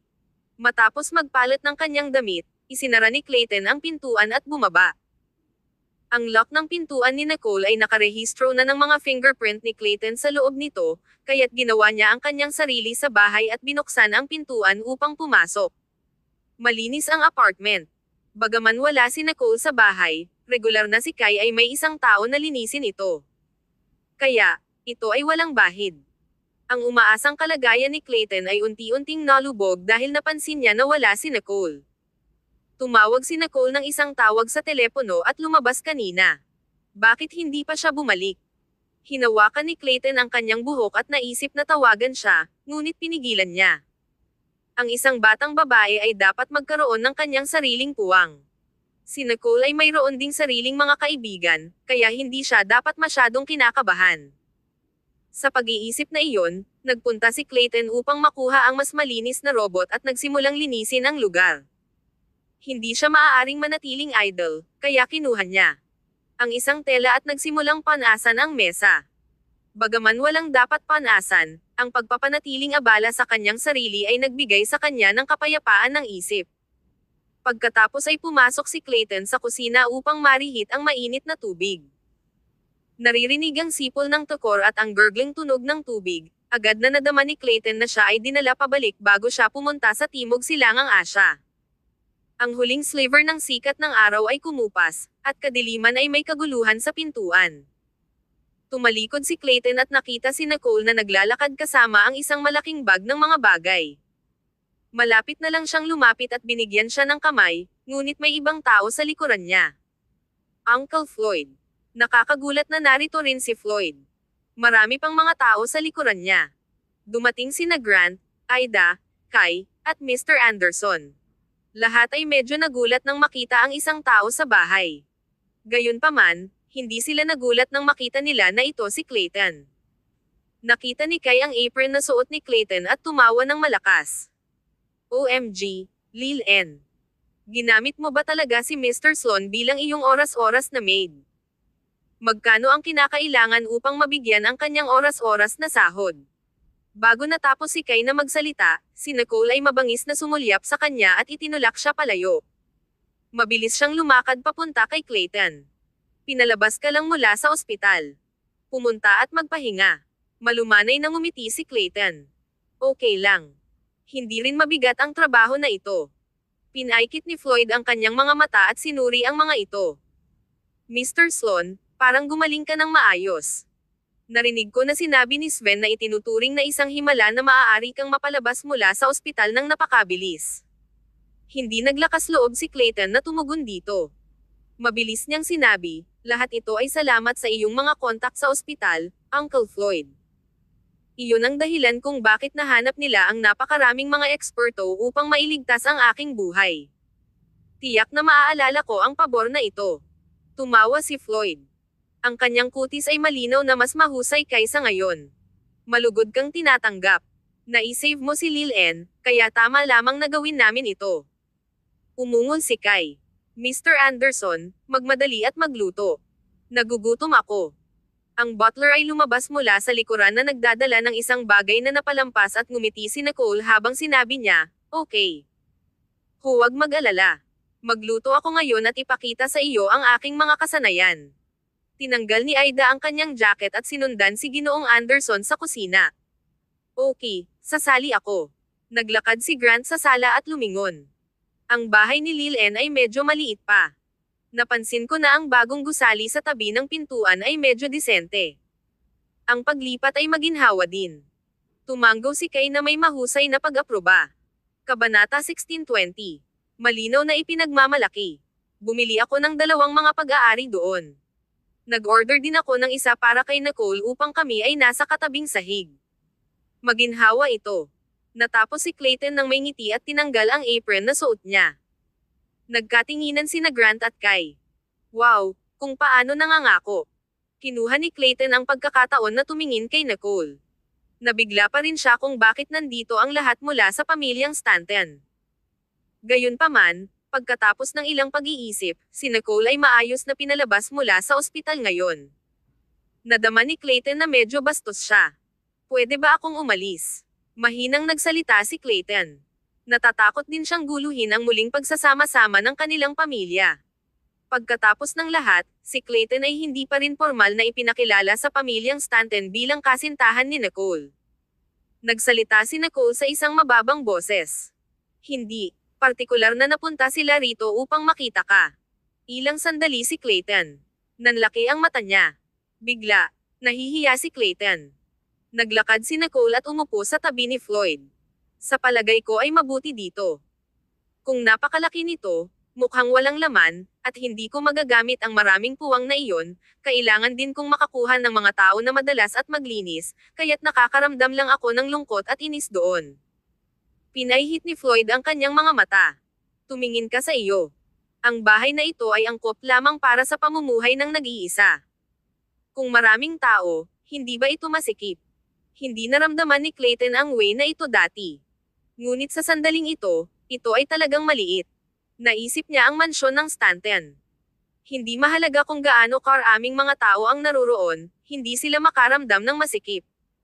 Nadama ni Clayton na dapat manirahan si Nicole sa ganoong uri ng kapaligiran upang siya ay mabuhay sa luho. Tama si Uncle Floyd. Pagdating ng oras, nakasalalay pa rin ito sa iyong kalooban. Maaari kang mabuhay kahit saan mo gusto. Orihinal na, nais ni Nicole na mag-retort nang sinabi ni Clayton ang unang pangungusap, ngunit nang marinig niya ang mga salitang sumunod, ang kanyang galit ay nawala ng sabay-sabay. Tila hindi pa nakarating si Clayton sa punto na walang mga prinsipyo. Ngumiti si Nicole at sinabi kay Floyd, tingnan kung paano ang mabuting Clayton. Sa sandaling sinabi niya iyon, nagyelo si Floyd para sa isang segundo at igulong ang kanyang mga mata. Who would compliment someone so openly? Natatakot ba siya na hindi alam ni Floyd ang kanyang damdamin? Mas napahiya pa si Clayton. Hinawakan niya ang kanyang noo at ubo. Kung nalaman ko na darating sina Uncle Floyd at mga kapatid ni Nicole, handa na ako ng maaga. Paumanhin sa pagiging bastos. Ito ang bahay ni Nicole, at nagluluto pa sila para sa kanilang sarili. Si Clayton, na palaging naging maayos at matatag, ay nadama din ng kaunting nerbiyos. Hinaway ni Floyd ang kanyang kamay. Huwag kang mag-alala tungkol dito. Ito ay isang menor de edad na bagay. Kung ito ay ibang tao, maaaring pumili ng kasalanan si Floyd, ngunit hindi siya maaaring pumili ng anumang kasalanan kay Clayton. Iniligtas ni Clayton ang buhay ni Nicole, kaya ang kakulangan ng kagandahang loob ay hindi nagkakahalaga ng pagbanggit. Umupo si Grant sa mesa at ngumiti, na kung saan ay isang bihirang pangyayari. Pumunta kami dito sa oras na ito upang batiin ka at si Lil-En para sa pagpapalabas.